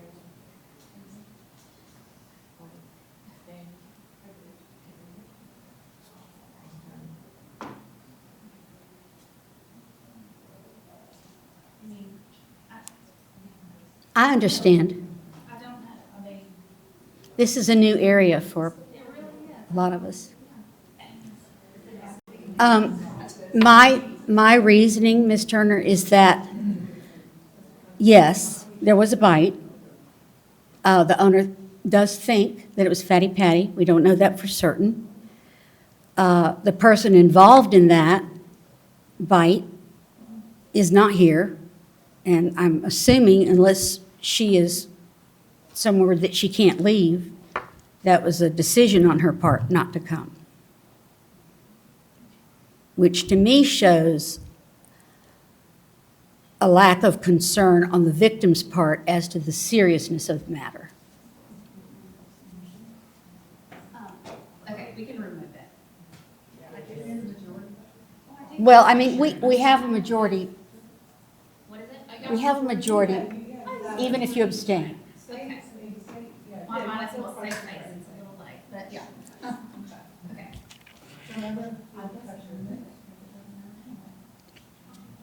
All right, the fifth dog, Meathead, yeah.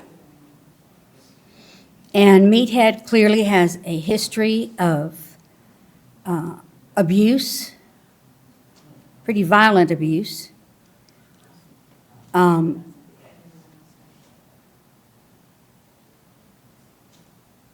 He is a dog that inflicted serious injury, but it was a trespasser. I do think Meathead needs a classification. Don't misunderstand me. I don't think he is. He's already classified. And just whether it stands or not. Yeah. No, he's already classified. What I'm saying is I'm not saying that we should remove it because he is classified. I just don't know that, I mean, in my opinion, he would be more dangerous than vicious.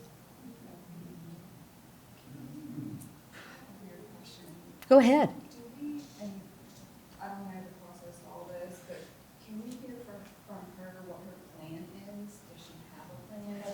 That's what I wanted to do. About, you know, Moving forward.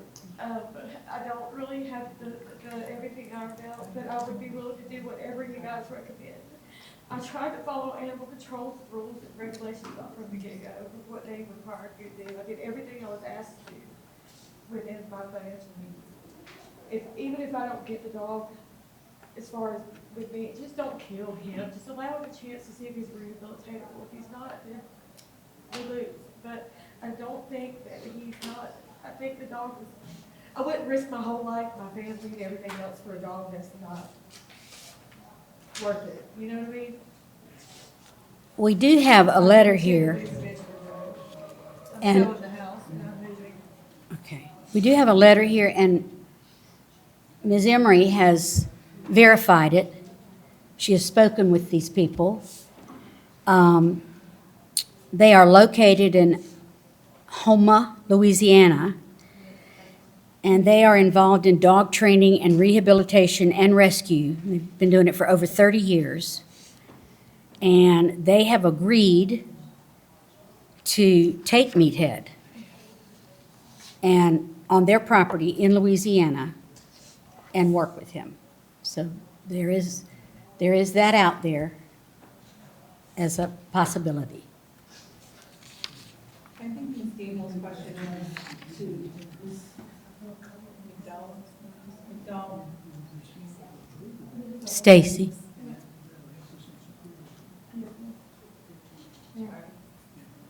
Ms. Ms. Daniel's question, I believe, was what if, big possibility of if, the dog was to come back to your home?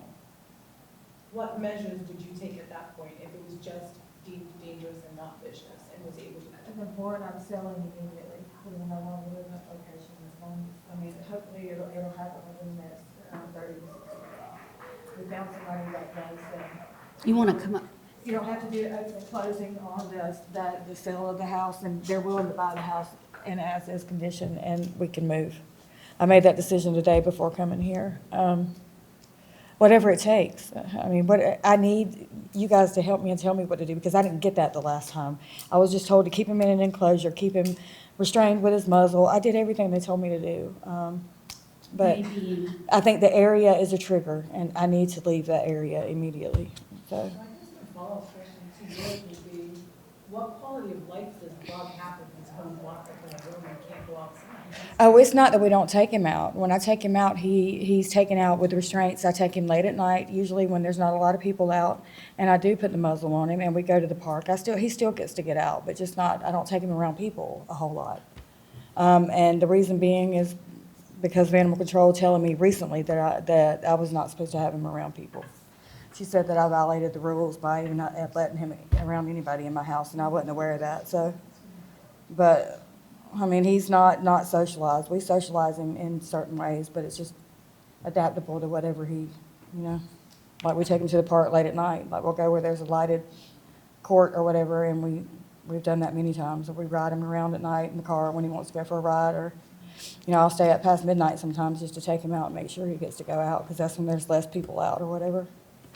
But he's never shown any aggression anywhere outside of that particular house, and I've taken him many places. And like when we go to family, I don't put all that on him and do all that crap. But he does have a harness and his leash or whatever, and he's never shown any type of, no red flags, no warnings, no nothing that he's gonna act that way anywhere other than that house. And it's at those 2 doors that he does it. That's the only time.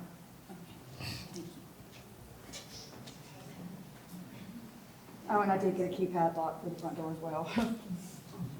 In the meantime, so we do have a way to keep him in. He's got a fenced-in yard. He's got all of that, so. What about keeping the traffic? Other discussion?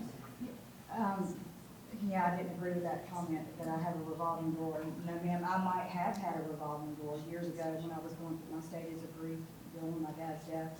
That's when I allowed people into my life that I shouldn't have. There's no traffic at my house, period. These were 2 isolated people that should have not been there. I didn't invite them there. They had no idea they were coming. But any other time, it's just me, my daughter, and my dog.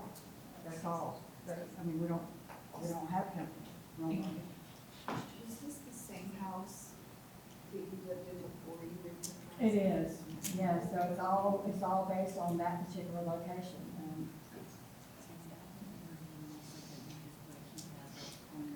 Any other questions? Yeah, I did have to put that on. And I'll follow any other recommendations made, I'll do whatever it takes, I mean, I just don't want the dog to die, you know?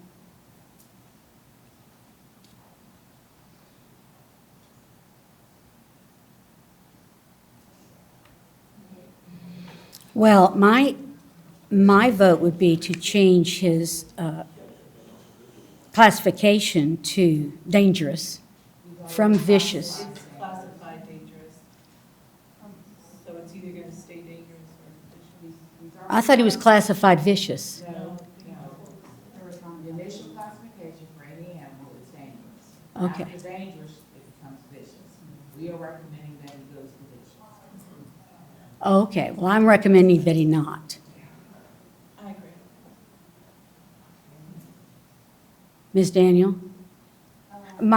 Just to make it clear, my vote is that he stay classified as dangerous. That's right.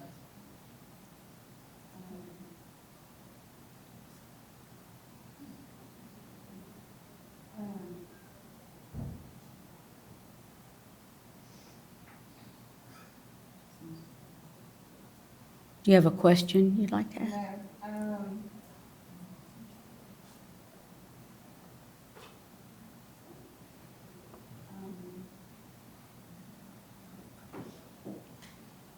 this dog was set up to fail, or because of situations that happened in his life. Dogs don't ask for stuff like this, but when stuff does happen like this, they can cause a lot of harm.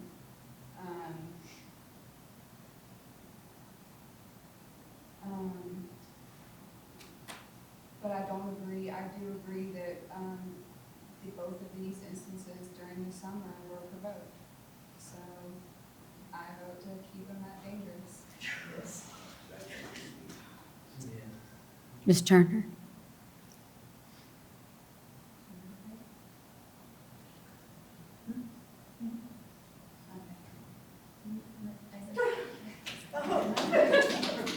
Ms. Short? Yes, the classification should be upgraded. Okay.